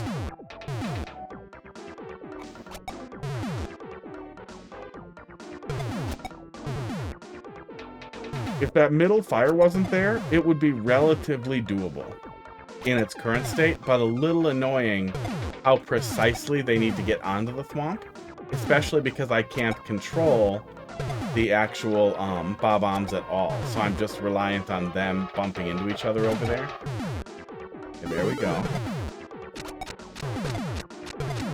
And the only thing I'm left to think here is that there's a end of the level over here. Okay. Ah, okay. See, I do think that you can finish it that way. Oh, can we go up there, though? Or is the door blocked? The door needs to be blocked. Yeah, okay. Okay. If you want to finish it that way, I think you could finish on a really strong note by finishing it that way. And leave the player laughing. And it does feel good. It does legitimately, it's hard to get back there mentally. But it does feel good to, like, feel all this dread and be like, oh, you fucking dick with a CP1. And then actually have the level finish. And that's legitimately a good way to use a CP1 setup in a way that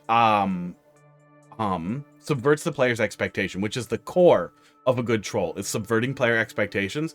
And instead of good thing happening and then, oh, it's bad and you died, or oh, it's bad and you're punished, having it be like bad thing happens and like, oh, actually it's a good thing, it's over. Absolutely can work and can leave the player like cracking up when they leave and being like, oh, that's so great.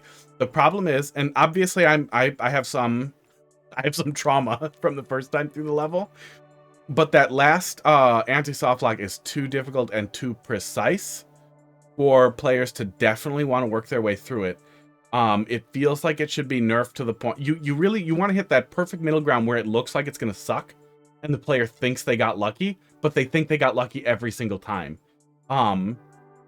Maybe the correct setup is actually that it's a little tough to get the bob-ombs on top of the thwomps, but then after a while one just comes and falls off the top, like, maybe we can get there in the level viewer. Where's the viewer? Lost my button. Level viewer. Let me pull it up. You really want to set it up in a way so that the player is relieved. Even you don't want them to feel like they got a mercy necessarily, because you don't want to spoil it. So what I'm thinking here, that's probably pretty doable, is let's find the end here. So we're here, right? We're in this area, trying to set this up. Maybe what we do instead is Scribbler. These blocks are not here at all. Oh, my Scribbler's wrong on this scene. God damn it. Oh, I fixed. I guess I can just point. Yeah, I can just point. These blocks are not here at all. Instead, we do a semi-solid in this area. And we remove these blocks as well so that a Bob-omb can walk up here and get on top here and walk over the top. And they will walk over the top and manage to plop their way in there as long as you get one on top of them. So then the player will think it looks hard and struggle with it a little bit until they accidentally cheat and get it over. And they're like, oh, did you know that was a thing? Did I just cheese it? Did I just cheese it, you little bitch? And then they get over there and then they're like, oh shit, I could hit this spike. But you actually have a Kaizo block here and here. And they can't hit the spike. No matter what they do, they can't hit the spike. So then they come down here and then they see the reveal that like, nope, you're getting the checkpoint one. But then this is blocked off somehow. The player can't get up to the door because the flagpole's right here, right? So you just need something to set up so that they're locked into that path. They're absolutely locked into that path, no matter how much they try to get up there. Because once they see this over here, the vine over here, they might not recognize that's the end of the level right away, but they will recognize that there's an alternate path. So you've relieved them at that point. So at that point, you want to do everything you can to just push them in that direction so they hit the end and they're like, oh, great. Oh, it's over. Okay, great. Because you already dropped the punchline. Like the CP1 was fake by the time you get to that. Yeah, so you just need to block off that door, block off the death, and set it up so that they both shove the player. Oh, yeah, how do you make sure the door gets blocked off there? Does one of these rise up or something? I hope something blocks that off. Because it would be so tragic. It would be such a tragic misplay for the player to dive back in from CP1 and not realize they're at the end. And you definitely could set it up in a way that that's not possible. It looks like you could flip the switch state. Should do it. Yeah. And I do think, and it's hard for me to read exactly right because I played the level a little and I was getting annoyed and I fucked up by opting out of the CP1. Which then ruined the payoff the first time through. And that's what you don't want. You don't want the payoff to be ruined by the player being bitter and annoyed with the setup. But you could definitely rework that setup really easily to feel like the player figured out a way to cheese it or cheesed it by accident. So they're annoyed and disappointed and obviously see the CP1 and then they can't get the CP1 and then they're just done. And then they're just like, wait, what? What? Oh my God. And then they're laughing and and that leaves a great lasting final impression. Yeah, that's real close, especially with how kind of doomy you were sounding about it. Like, oh, I don't know if I want to even keep working with it. Like, that's really, really, really close to being great. Really, it's right there. There's just a little bit of, and the end is almost great. It just misses the mark in that it's pretty easy to fuck it up. It's pretty easy to fuck it up and miss the joke there, and to potentially repeat a bunch of the level, which I think is just the thing that you need to clean up there. And making sure you're on the line of not frustrating a player so much that they leave. And I know that I am prone to that I will not play if I'm too frustrated. But I also think that if people are too annoyed with it overall, even if they can't die except a timeout, if it's super annoying, if it takes like 6 minutes to get through, it will still mess with getting out of there. So either way, you still want to try and make it easier. Even if you're not making it as easy as I suggested, you still want to make it a little easier to actually play through so the player can get through there a little faster. B9, let's take a look at that. Let's take a look at that first room here. The day for a troll.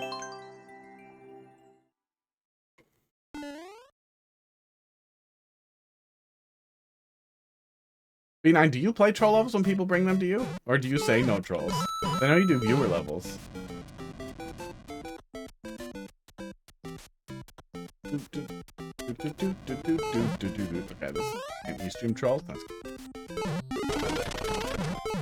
not too many people absolutely won't play trolls, but I know they're out there. I know that was very common for a long time. When people will be like, oh, you'll take trolls? Oh, you should say that because most people won't.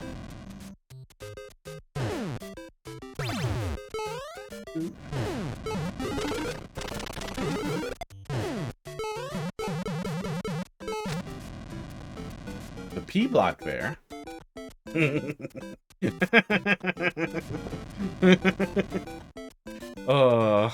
Mr. Rogers reference in the name? Is it? Lovely day for a stroll.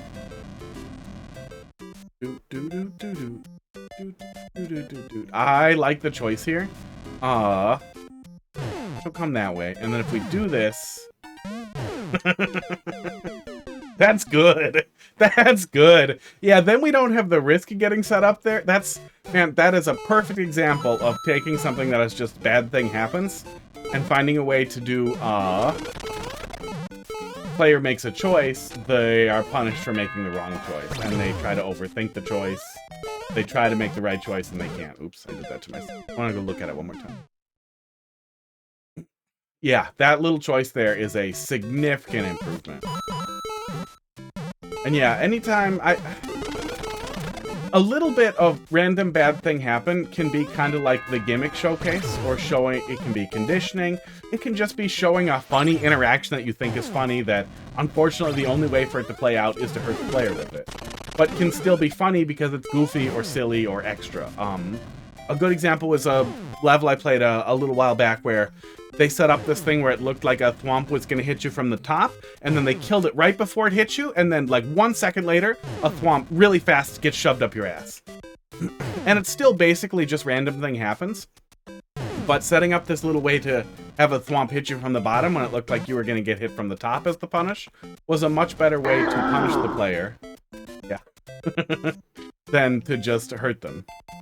And this does that. Instead of there being a fish that may randomly hurt you, which wasn't even really a showcase of anything, now it's a decision for the player. They're left here to think like, well, should I just go to the door? The door is so obvious. The door is so obvious. There's a sword under here. Maybe I need the P-switch, but that feels too obvious as well, so I'm just gonna do the door. And then the other fish has the opportunity to catch you while you're overthinking it. Yeah, that's great. Yeah, there's a lot of levels that works on, and iterating on that a couple of times got you something that ends up peeling like an onion of silly shit instead of what it was initially, which was wasting a bunch of the player's time and having to deal with why is this fish hitting me? Like, why am I still getting hit with this fish? And instead finding, yes, I did. I did just die to a fish. I feel like that counter might be inaccurate. I don't want to do a whole additional... I don't want to get way into one of the 8 MMC levels, so let's do one of these. And then, looks like there's still 6 viewers. Who do you guys want to watch? Who should I raid? Fished.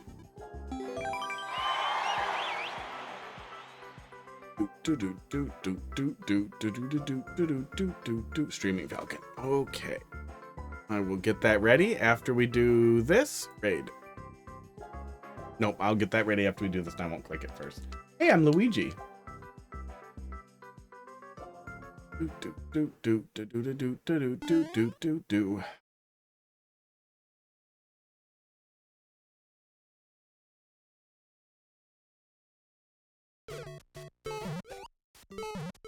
Oh, bye, Baklava. Ow. What, it wasn't laggy enough for you? This actually feels good, and I really wish I hadn't shit the bed so fast. Oh, the Bowser. There's a Bowser clear condition. Okay. Oh, but Bowser's right here. Oh, no. Yeah. Oh, what? We can't go in that pipe? Uh-oh. Yeah, I'm confused too.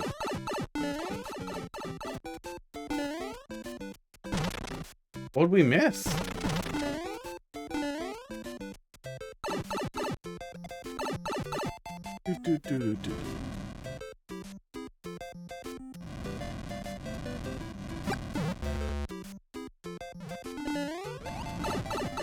Was mean. What the hell did we miss here?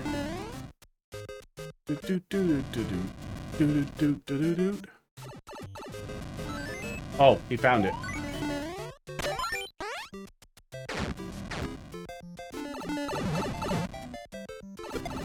Bud, we have to kill Bowser to finish the level.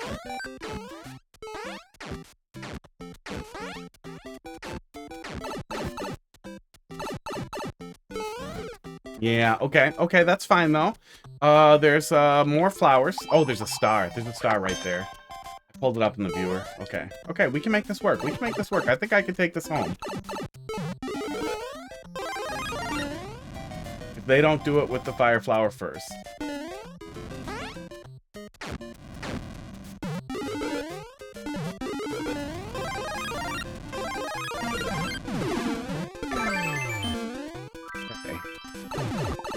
Boy, I sure hope they can't steal that from me. Oh, why can you steal it from somebody with a star?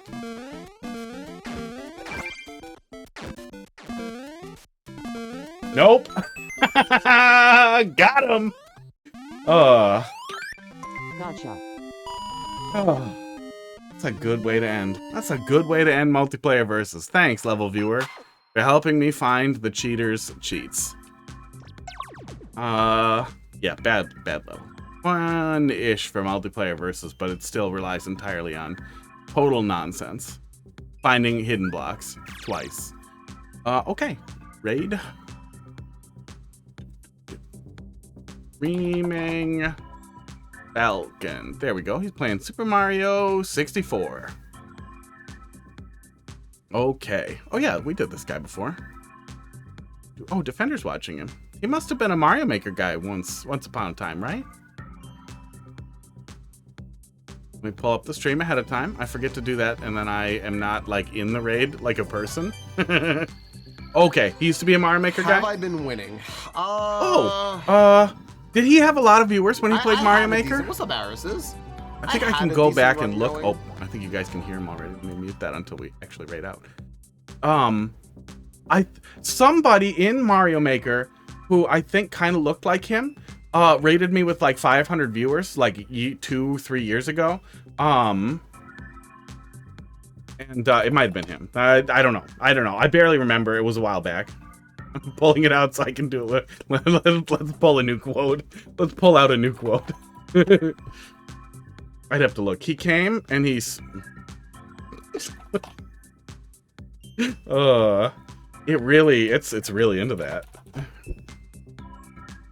There we go. That's the one. I really need to get some cat emojis. Kitty cat emojis. There we go. That's what we'll do for the raid message if you have it or without it.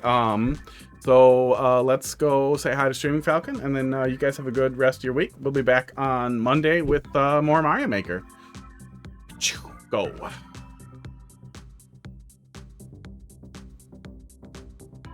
That's just the stupidest shit I've seen.